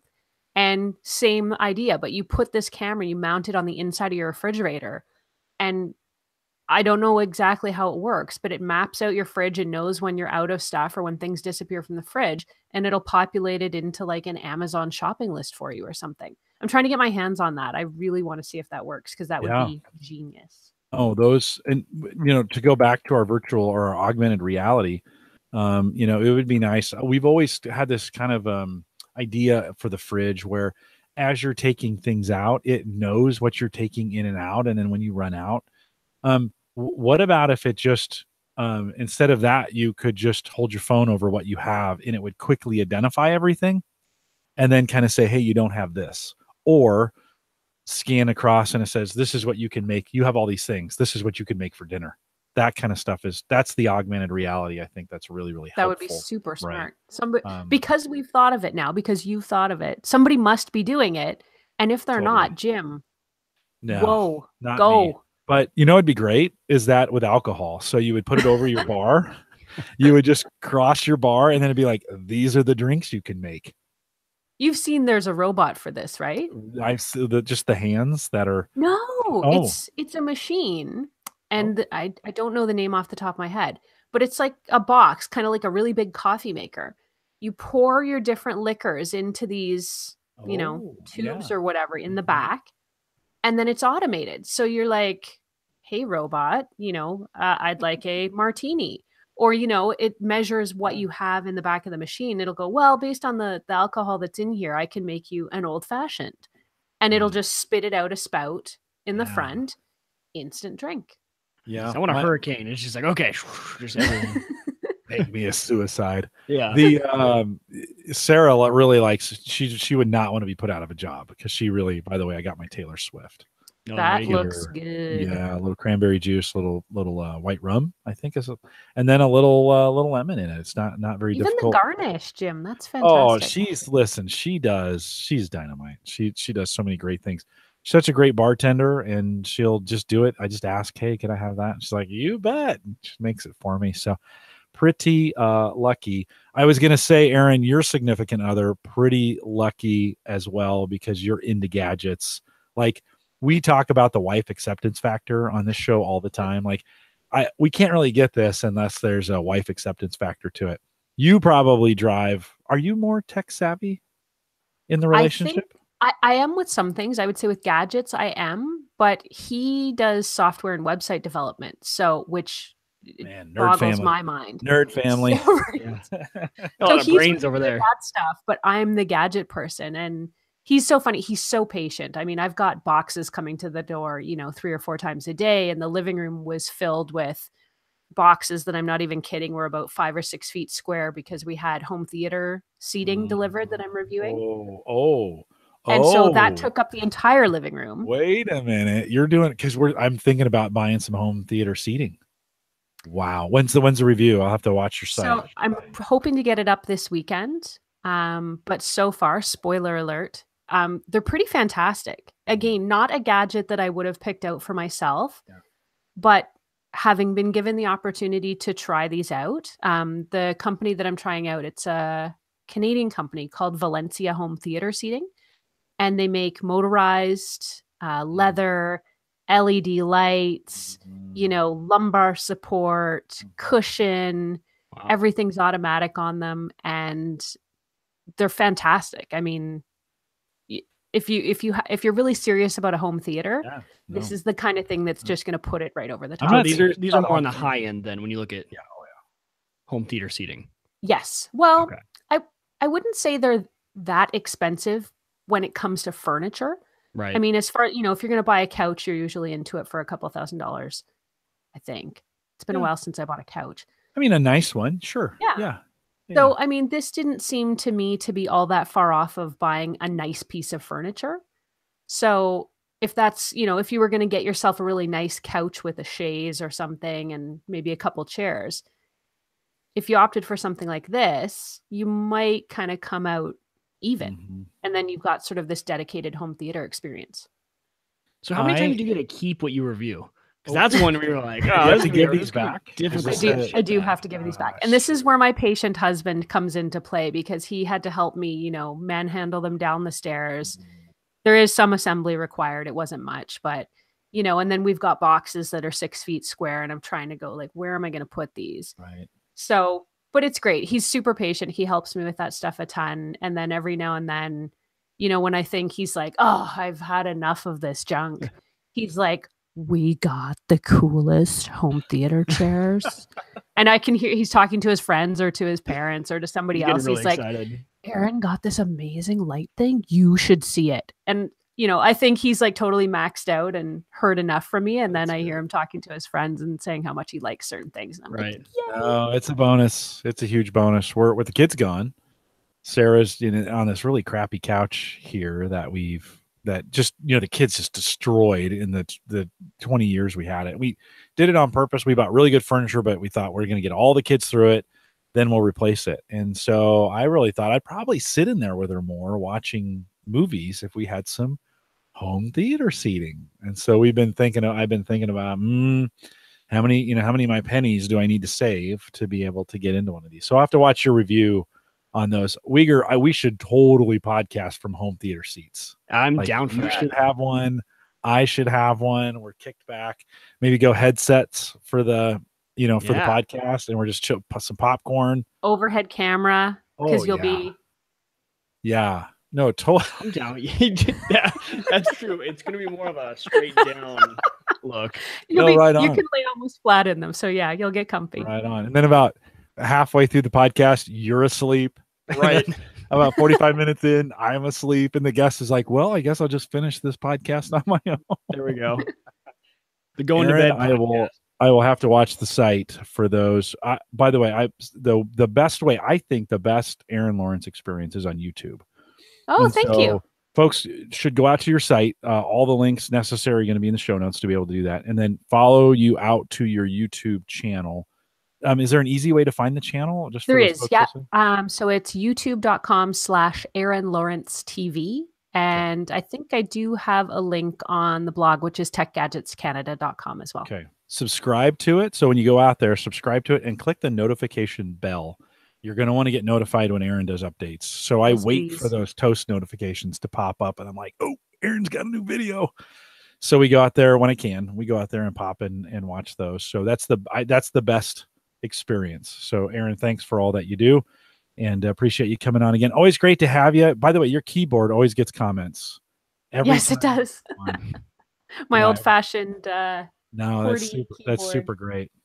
Aaron, we're going to wrap the show, but no need to keep you around for that. So again, thanks for coming on. Always great to have you. And hopefully your spring will not be too far behind. I hope so too. Thanks so much for having me back again, guys. No. I had a real blast. I appreciate it. Thanks for coming on. You can just drop, and Mike and I will wrap up the show for you. Okay. So you guys thanks, have Aaron. a good night. Bye, Mike. Nice to talk to you. Always great to see you. See you guys soon. You bet. Take care. We that's so great, Mike. She brings the coolest stuff, but I always leave wanting to go spend money now on certain things. So I've really got to. She is so great. Like sleep on it. We're pretty sleep on it. We're pretty lucky to have her jump in here. A couple times a year. Pretty awesome. All right, let me wrap this and we'll do a little crypto conversation. Don't forget, if you want to support the show, you can do it through Patreon, but you don't have to. TheAverageGuy.tv/Patreon gets you in there. If you want to contact me, send me an email, jim@TheAverageGuy.tv. You can do it on Twitter. Lots of Twitter conversations going on. That's kind of our place lately. It seems like we're getting quite a bit of Twitter traffic. So if you want to join us out on Twitter, Tony still gets the award, best tweeter of all time. Like Tony Rayner. Tony, your tweets are awesome. I'm just going to say it. If you ever want to see how to be a good Twitter citizen, Tony Rayner is the guy. He's the model citizen. Tony for Twitter president. Tony, your stuff is super good. So thanks for all the work that you do out there, Tony. I appreciate it. If I want to get a smile, I just go look at his feed, and we appreciate it. If you want to join us on Facebook, head over to facebook.com/groups/The Average Guy. That'll get you there as well. Don't forget the AverageGuy.tv platform, both web and media hosting. Powered by Maple Grove Partners. Get secure, reliable, high-speed hosting from people that you know and you trust. You know that's Christian. And, of course, you get more information. Visit maplegrovepartners.com. Plans start as little as $10. I told some of you we were trying to get Christian on for a Cyber Frontiers, and we just been missing each other. So we had planned 2 weeks ago, but something came up on my schedule this week. Something came up on his schedule. We'll get that back and to get another Cyber Frontiers out there. We appreciate LastPass for their sponsorship of the show. If you want to head out to lastpass.com, or actually really reasonable plans to get in on LastPass, get all their functionality and never lose another password again. Mike, I've been doing a lot of their secure notes for all my crypto stuff. So I go in where I need to remember, like, okay, is it on Binance? Is it on Bittrex? Is it on Poloniex? Is it on, like, where is the crypto? I've been using their secure notes. That's a good way to do it. And it syncs it across all of your computers, which is my favorite part. Yeah. No, I can get it off my phone, or I can get it at work, or I can get it. So the secure notes, it just seems like the right way to get that done. There's a free plan too, if you want to get it out there. So just jump in lastpass.com, give that a try. And we thank them for their sponsorship of the show. Don't forget, we got t-shirts as well. Head out to theaverageguy.tv/shirts. Mike, I said a couple weeks ago, we weren't going to do a meetup. But has that changed? Might there be a meetup in the fall? I don't have no info yet. Okay, all right. But we're teasing a little bit. Maybe there's a slight possibility. So we're gonna see. Maybe not. I told Mike that he was like, hey, wait a minute, maybe we could do something. Yeah. So we're still trying. So even though I said it's off, not all the way in a week. Off. We'll know in a week. Yeah. No worries. We're just know we're talking about it again, and that would be kind of cool. So you got to listen all the way to the end of the show, because we're only going to talk about the meetup at the end of the show. All the way at the end. The way it's going to be. So we are live every Thursday, 8 p.m. Central, 9 Eastern, out here at theaverageguy.tv live. We'll do some crypto conversation in the post show this week. Don't forget, it's free. So head over to theaverageguy.tv/Patreon. Mike and I will do another hour. I got a bunch of updates for you on the crypto stuff. So if you want to go over there for this week on Patreon, free for everybody. Again, theaverageguy.tv/Patreon. With that, we'll say goodnight, everybody. Super awesome. If you're joining us on Patreon now, thanks for coming over and listening to the free show. While you're here, if you want to support Home Gadget Geeks, you can make a little pledge there, $1. I appreciate all those that do that. There are a handful, or two handfuls, or maybe even three handfuls, a footful, two handfuls and a footful, who support the show each week. And I appreciate you guys and all that you do, and the sponsorship of it just helps me pay some of the bills that we have to do. Mike, I mentioned this in the show, but I blew through my Cox my 1 terabyte of monthly. And you did it quick, right? Like in the first week. Yeah. Well, okay. So 2 stories on that. One is I was getting, like, I'd put myself on a budget, 30 gig a day. Okay, no more than 30 gig a day. On a data budget. It's like going on a diet. Exactly. Okay, be careful what you do for the day. Where are you at? How much is left? All those kinds of things. Has my video been sketchy to you at all? Just recently. Just recently. Let me see if there's anything. No. Okay. Just the internet. Nothing going on here. Right. So I was super close. I get to the end of the month and I'm like, okay, I've got 60 gig left. I'm going to make it, right? With how many days? 2 days. So I was right within budget. It was super sweet. And then I did 140 gig in 2 days, like shot right through it. And so, and I don't think it was 140, but I did go 40 gig over, which means that's 4 10 gig allotments. No, that's not true, because it's 50 gig they give you. So I needed 4 50 gig allotments for $40 to get through that. Still better than the unlimited plan, which is $50. Yeah, you came out ahead. Yeah. In the end, it was okay. I immediately bought the unlimited because I'm uploading. I'm using the Moro data box to reload everything to Backblaze. And I thought, what the heck? I'm just going to do this thing in a month. I'm going to send. I have about 1.3 terabytes that I need to send up to it.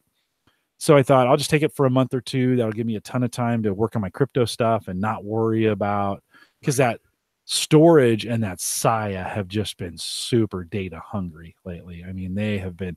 Saya in particular has these days, like I did 200 gig in Saya. And that is insane. Yeah. Yeah. That is full throttle on your upload all day. Yeah. It's just cranking. I'm surprised. At one point during the week, I came down, I thought Cox had shut me off because I didn't have any internet in the house. And I'm like, what? So I'm trying some things. And the first thing that ran through my mind is they've shut me down. Like, I'm abusing. Somehow I've hit the abuse level for Cox. So storage is chatty, but uses quite a bit. I've been using 150 gig a day since I went unlimited and just stopped worrying about what I was running. And I'm already at a terabyte in 7 days. So Ooh, you're in the 4 terabyte range. It could, 4 or 5 terabytes. I'm going to I threw 400 gig of stuff onto the Moro device. That's been syncing all week and it's not quite done yet. So it's about 380 gig into that 400. And I think it's going to be 450 probably. That'll finish up this weekend. And then I really have a big chunk, about 800 gig of podcast stuff that I need to get on there and then sync it to Backblaze. Right.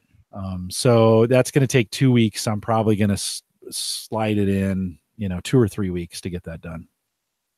So, well, it's a good time to do it. Like you said, get the most out of it. If you're going to pay that $50 for the unlimited, you might as well just turn everything and just crank. I've turned Saya and storage on full blast. Like, all right, boys, bring it in. Yep. Bring it in. And let's see what we can do. I don't know if it's sustainable, and I don't know how profitable it'll be with either of those, but I don't care. It's unlimited. I was going to pay the $50 anyway. Right. I think I'm going to run it for 2 months and evaluate and kind of see if I go full steam and things start to slow down, and I think I can do a 1 terabyte plan or even a 1.5 terabyte plan. Right. We have that ability to go pay $30 more and get 1.5 terabytes. Right. I might do that. We'll just have to see, but I'm going to give it 2 months and measure it. So for now, I'm like, kids, unlimited bandwidth.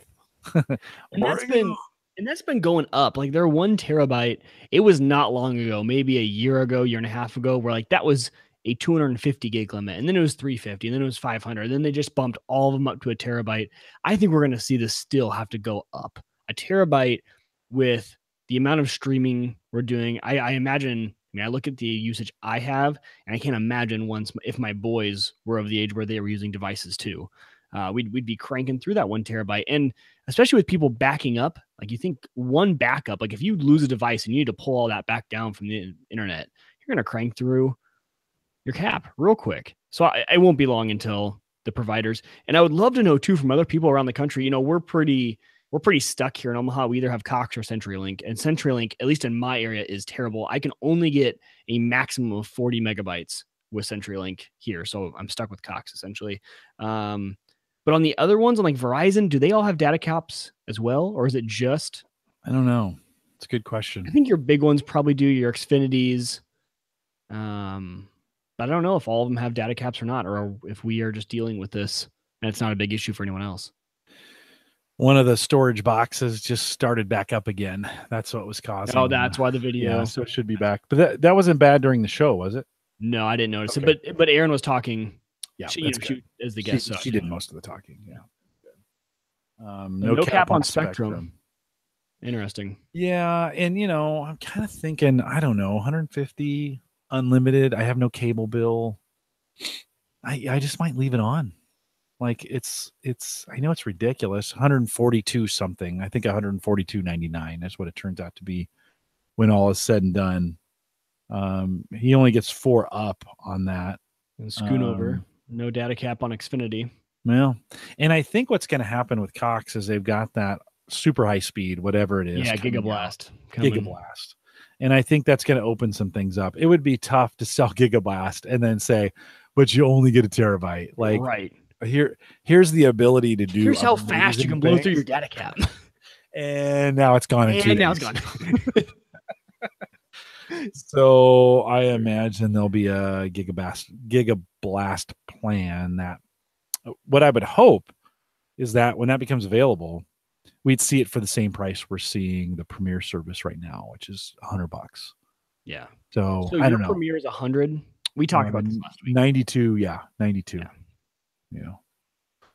So it's expensive.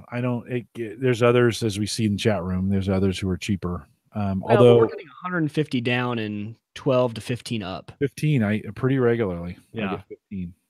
It's pretty good. So that has allowed me, so full blast on storage. By the way, storage price has increased from the actual token had been in the 60-cent range, and it's $1.07 today.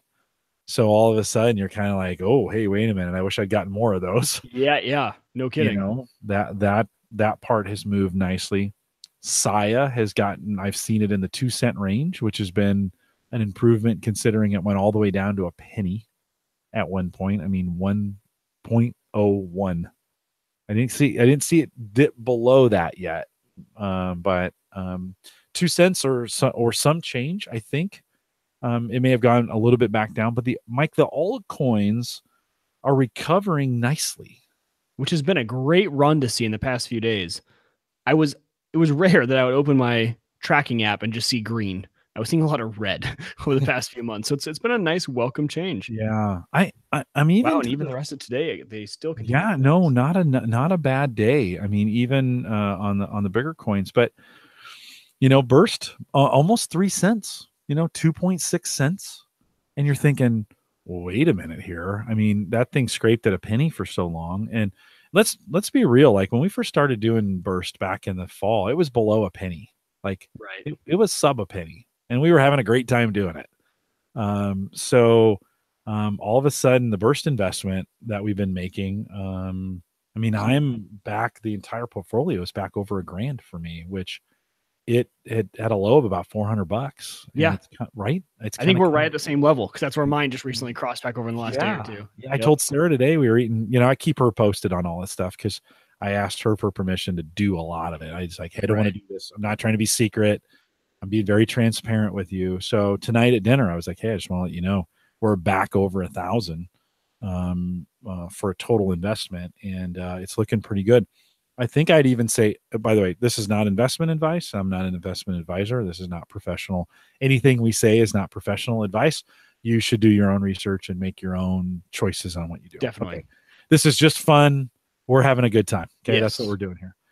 But I think Burst, so mining Burst right now is great, but I kind of like where that's headed and that price is. I think if I was going to buy in and get something cheap, I think Burst's a pretty nice coin to get in on right now to buy.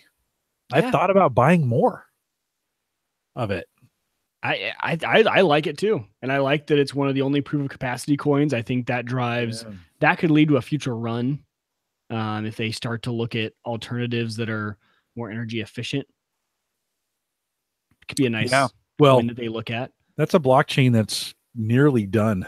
Actually going through, they're 85% of the way through. We've watched the actual coin, the each block get worth less and less. Hasn't gone under 1,000 yet, but I think in the next month or two, it may drop below 1,000. I don't know.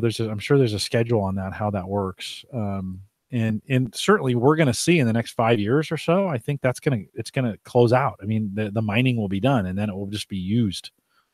That blockchain will just be used for something. They've got some buying and selling and trading and some stuff on there. I think they're kind of working their business plan, but at the 2 cents, I kind of wish now when it hit a penny, I had gone in and, dropped $100 on it and picked up some more. Right now, the mining is going so well. I'm getting 100 every other day or so, every day and a half. I'm mining right at about 100 coin. So that just keeps, in fact, it's so boring, Mike. I forgot the other day to even check it. The Patch Tuesday took the machine down. I got to work and it stopped mining. Like, oh, the one day, because it was so boring. Right. The one day, it's just become just let it run, So I would say if you're listening and you're thinking about getting into this, I think Burst is a good one to jump in on. Either mine it or buy some of it. I don't use the Mike Uyghur method and just put some money in it. Just don't have a heart attack, because it's also one of those, because it's only at 2.5 cents. When this thing drops a penny, you lose half of your portfolio. No, right on. So you got to be able to withstand the heart attacks, because you open up your eye and go, oh no! Like if you put $100 down and it's down to 50. In fact, in the same regard, it can jump that high that fast too. And I might watch it to see if it'll dip maybe one more time before I think we could see a pretty nice altcoin recovery this summer if things follow some similar patterns. we may see a nice recovery. I don't think it's going to be as big as what we saw at the end of last year, but yeah, I think those sort of swings are kind of coming to an end. Yeah. I think we're going to see steady increases and decreases. I think we got one more big one left in us. Okay. I do. I think we got a ridiculous one that's going to burst hard. Like, really, it's going to make this last year's one look like Disneyland.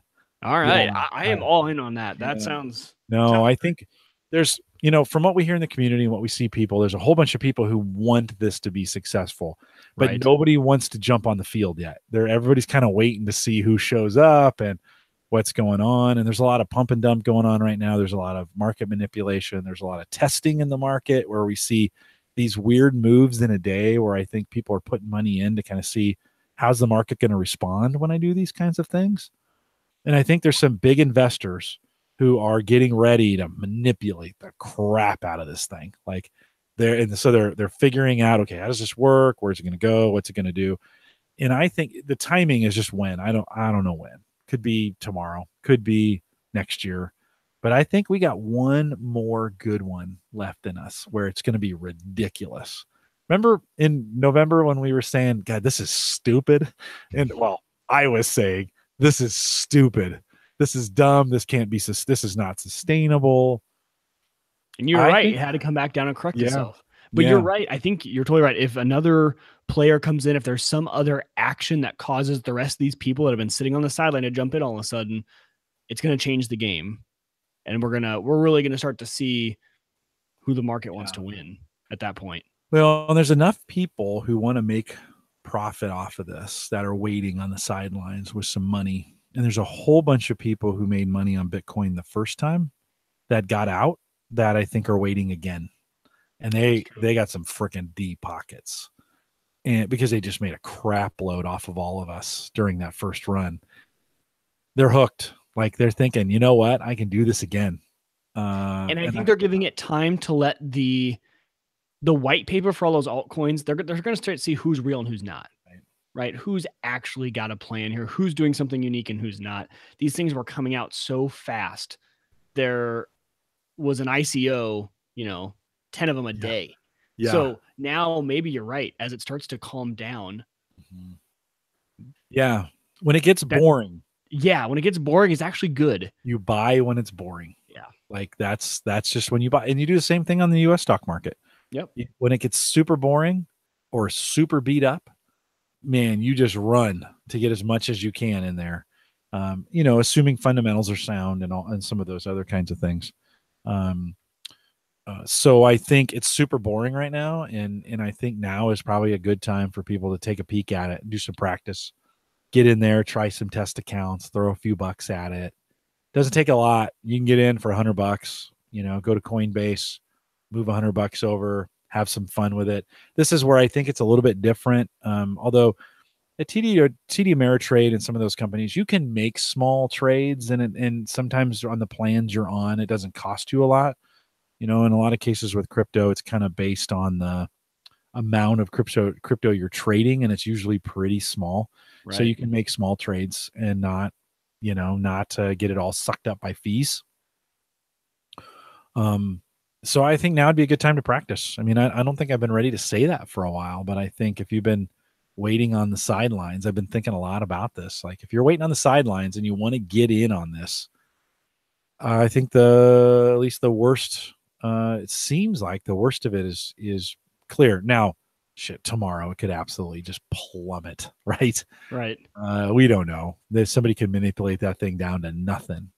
But it's seemingly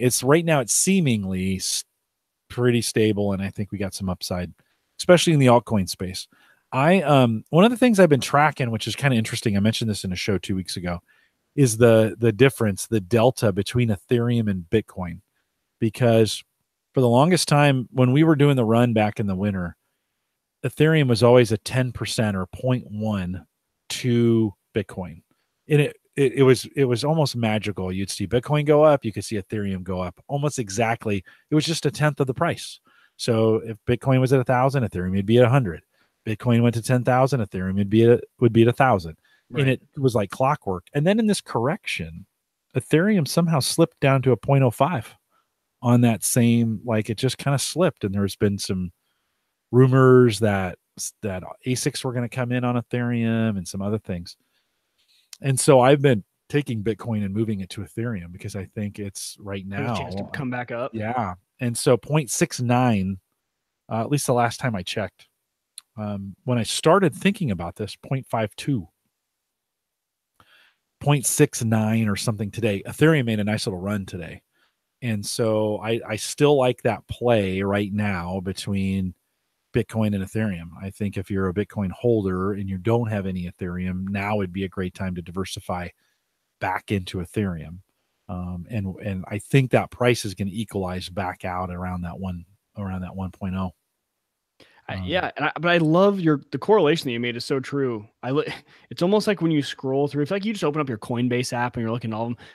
Yeah, I'm like, am I looking at the same exact graph for all three of these? Because they're all having the same exact reaction and everything. But you're right, Ethereum wasn't having a good run there. It was starting to lose some ground. Lose some ground on Bitcoin, and now it's starting to pull it back. And I think there's a little bit of a market elasticity to Ethereum. In other words, I think its natural place in the market is about that 10% of Bitcoin. It just sat there for so long.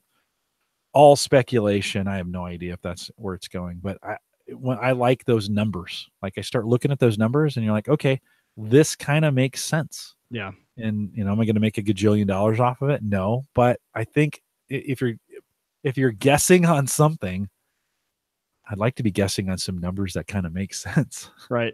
Totally. Yeah. So I think I've spent a lot of time kind of monitoring and watching that relationship between Bitcoin and Ethereum. I almost didn't do it. And then John talked me into it to get back into it again. He was like, no, I think you're right. Cause we talked about this, I don't know, 3, 4, 5 weeks ago. So I went back in and moved a whole bunch, and a whole bunch is a couple hundred over into getting that done. What have you, anything you've seen, Mike, that you found interesting in the last couple of weeks? Last week we pretty much talked about Burst again, but anything else you're watching?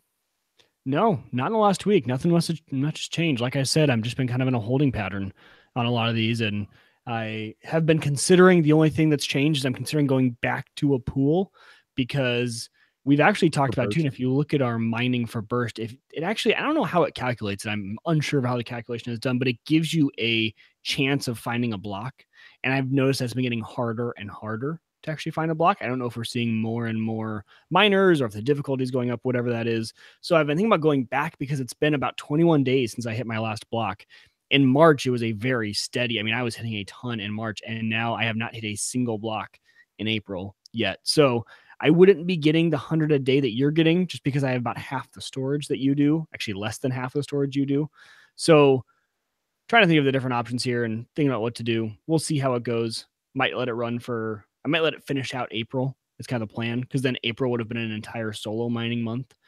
And see how it goes. Yeah, 50 a day probably, or a little bit less. Yeah, probably 50 a day, which still makes sense. I mean, if this continues and I'm not hitting these every 3 weeks, then it definitely does make sense to get on that. So I like about Burst, you get some options. Yeah, and it makes it fun. Tweak it, mess around with it, and right. I'm not burning through a whole bunch of energy. Although I just realized I never turned the miners off during the show.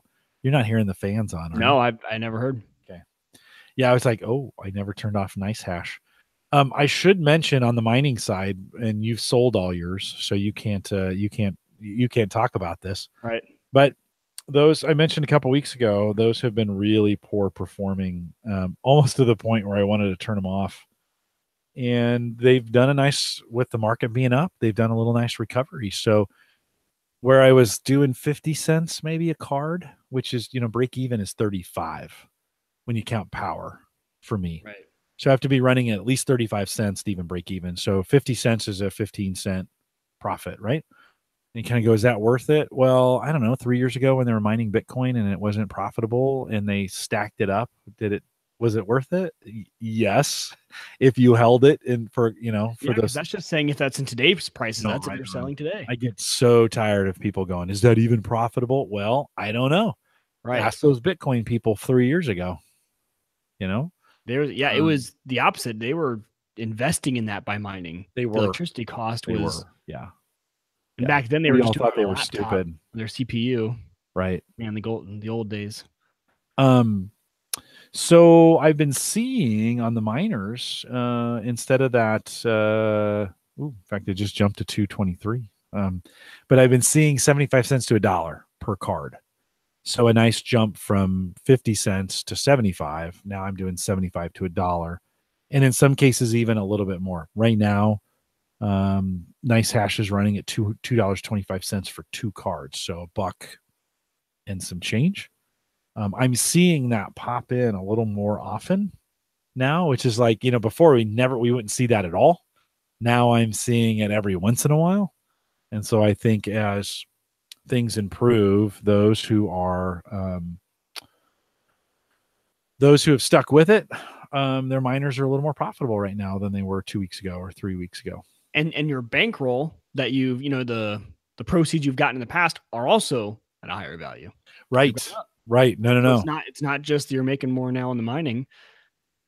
Everything you've mined also. No, it's looking a lot better. I'm feeling, not that I ever felt bad, because I knew back in the game. He's feeling good. I knew we were doing the right thing by you felt better about it than I did.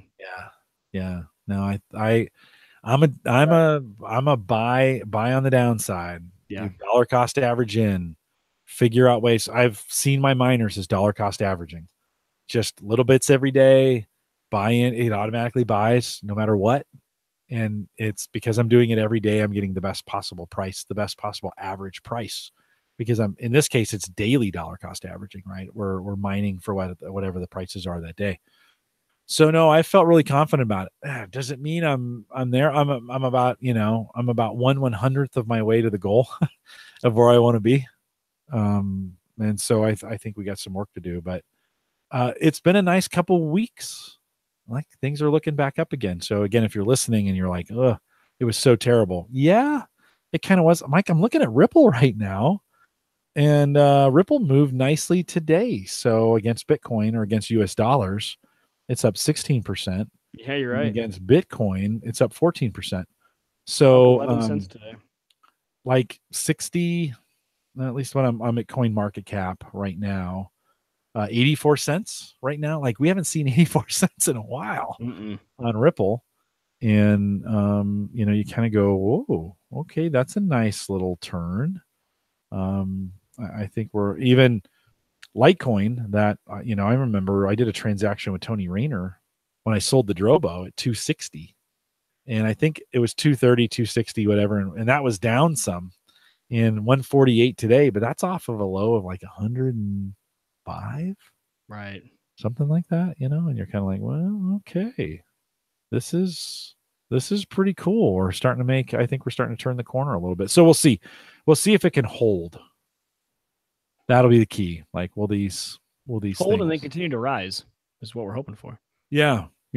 No. So it's just a ton more fun. Even Tron, which we've given you a ton of crap about. Yeah, I know. 5 cents. And so, I don't know. What do you think would you buy it at 18? 18 cents? Okay. Well, but it was like 2. Yeah, I know. We got some work to do on that one. That one needs to come back up. I don't know. I kind of like it. So there's some interesting there's just some interesting news going on, and I think again, Mike, here's the deal. Like I'm so glad the education, just if I never made any money off this, the education I have learned, the chance, I think I'm going to get a chance to MC the Bitcoin Omaha conference here. Did I tell you that? Edward asked you told me that last week. So like, would I have gotten an opportunity to do that? No, so pretty cool that, those things have kind of worked out. Are you the Bitcoin guy at work? Are people still talking to you about Bitcoin at work? It's, the industry I'm in, they don't like to talk about it very much. But we did just have a presentation on blockchain the other week. And so I did get to have some fun conversations just about how the blockchain works and the inner workings of it and what mining means for a blockchain. And it was a lot of fun. Got to have some of those conversations afterwards, because then people did know that I was the blockchain crypto fanboy. So they brought me their questions. It was a lot of fun. Hey, see a coin number 35 right now on the list at Coin Market Cap, which isn't too bad. Where is TRX on there? On Tron. It's higher. Tron is at 14. 14. Absolutely That's no one business model. No, they do. I was I just know, actually I was just but about to say the opposite. But no, this but I is mean, one they of haven't those where really it's really executed. hard to tell what is sincere, what is pumping. Like it, you want to believe that it's sincere, but it smells like a little bit of pump, right? Like the CEO is very active on Twitter. And I turned on his alerts so I get a push alert from Twitter when just so I can kind of see what the vibe is from his tweets. And like I said, it's you want to believe that these plans of what they have is true, but you also get, there's kind of something weird. Well, I think of all of in the top 20, as I look at this, of all of them, it has the most potential and the lowest risk because it's so cheap right now. It's so cheap, right? Right. Yeah. And so we're talking is it worth 3.3 billion in market cap? Well, that's not really its true market cap, to be honest. It has about 480 million in transactions going on right through the day. Okay. So when we think about the trading volume on a 24-hour basis, so 3.3 billion is that's all the coin. That's what they're worth, but that doesn't trade. I wonder what that percentage is of 486 million to 3.3 billion. It's pretty small. So I think this is another, like Tron is another one. I know you've apologized to me a bunch of times for like getting me into this, but I actually think from a risk perspective, it's one of the lowest risks in the top 20 right now, because one, you're not like to get into Bitcoin, you're going to want to spend a little bit more money. And I think Bitcoin's got some room to drop. Right. Where we're at 5 cents now. I mean, we could go down more. Yeah, it's a nickel, dude. Yeah. And you're kind of like, well, okay. And they actually have a plan. I look at some of these in here, although in the top 15, all of them have a pretty good one. But I don't know what Litecoin's plan is, to be honest with you. You're like, I know it's speed and transactions and some of those other things, but they're not lighting up the world with a spectacular plan. Right. Probably the best plan out there right now is Ripple. Right. As far as actually doing something with this. And Cardano's got some interesting things going on, and Neo, of course, has got some interesting going on. Monero's got some criminal things going on. Oh, Monero. Oh, our criminal friends at Monero. Yeah. Oh, how great it is. So, yeah, I don't know. So, Mike, as much as you said that to me, I kind of like right where Tron is positioned, and I'm kind of kicking myself when it hit. It was down in the low pennies. I thought I need to get. I got, I don't know, 700 or so maybe of Tron, and I was like, oh, maybe I can make that an even 1,000 and just let that ride. And I didn't. Now at a nickel, still pretty easy to do that. So right. If I wanted to, I could move some other coin that's moved up if I really feel good about that. That's probably a coin that will never see $1 or more. Right? Most likely. Yeah. No. Yeah. But man, $1 would be great. The market just couldn't afford it. There'd be because like you said, what you brought up is the number of transactions going through can't afford a market cap that high. Well, liquidity, right? That's what's important in this. How much liquidity is in that space? Tether right below it, $2.4 billion of volume in the last 24 hours. Wow. Which is ridiculous. I mean, you think. So I do have to take something back that I told you from way back when, right? Okay. This has been a new understanding for me. But at the time, this wasn't necessarily true. But one of the things there's two things I think you really got to think about when you're thinking about any markets. Market cap is one, but liquidity is two. And this is where this 24-hour volume is so important. It doesn't tell the whole story. But as you look at that volume over time, it really is a better indicator of just how much cash is available in the system to support that, whatever that is, right? And so if you got $3 billion of market cap, but you only have $1 million of liquidity, that thing is stuck. Like it's not going to go anywhere just because there's just not enough money in the system, right? Yeah. And that was not something I fully really looked at when we first started talking about this. And I think in a fairly heated conversation we had one of the nights, you were trying to tell me this, and I'm not sure I was necessarily getting it all the way. And so that has been another piece I've been looking at. coinmarketcap.com also gives you circulating supply, which I think can be really, really helpful.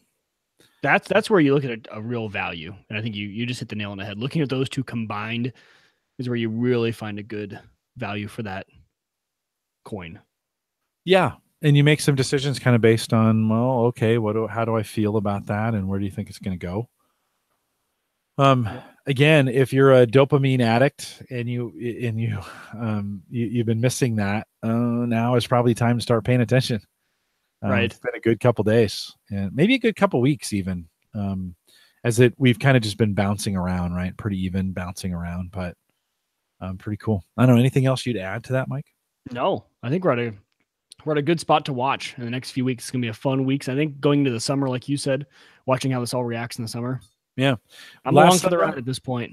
Last summer, there was a nice bull run, started in May, kind of went through July, and then the bottom fell out.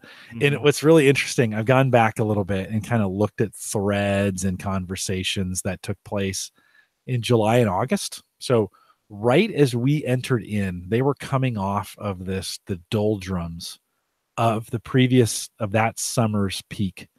So they were where we are now when we entered last fall, like when we first started getting into this.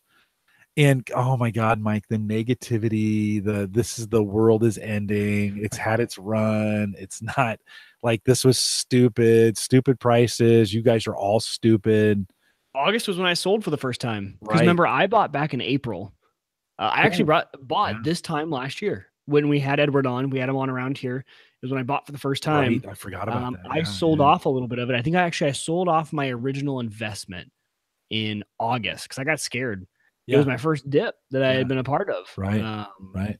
So, and you still made some good money off that. I still made great money off it. I waited that profit that I kept in, sold in December, and it was great. I mean, we're not talking. Well, no, it didn't buy me a car or anything, but it's it met your needs at the moment, right? I mean, it was super strategic. Like you played that well played. But that when we were first getting into it, they were just coming off of that big dip. Yeah, they were all. We got into the mining side of things, especially. Never gonna happen again. It's so funny how it mirrors a lot of what's happening right now. The only difference is the time horizons have been stretched out a little bit. This decline has been gone for a little bit longer. It's taken a little more juice to get kind of things going. And we have a deeper altcoin market now. Maybe not necessarily of quality coins, but there's a lot more. We saw that run from August to when the run kept going that, hey, this is going to be a big time for alts. So we got them all now. So maybe this dip got rid of some of the low hanging fruit. Those will drop off and we'll have some more quality gains over the summer. Yeah. And I think the other thing I've learned is, coinmarketcap.com, let that be your friend. And if it's not on the first page, if it's not in one of the first 100, really do your research. Yeah. Those first 100 I'm not saying they're great, but they're at least something. You get beyond that. There's at least a tiny bit of a community around those. Let's see how many are there total now. Do you know? Let me look. I have no idea. Yikes. I'm going to get you a number. It's trying to calculate. 1 second. 1,574 total coins, to include at the very bottom Times Coin, Hyperpay, Farst Coin, Merge Coin, Sports Coin, VPN Coin. So some, Hypercoin, Beta Coin, Egg Coin.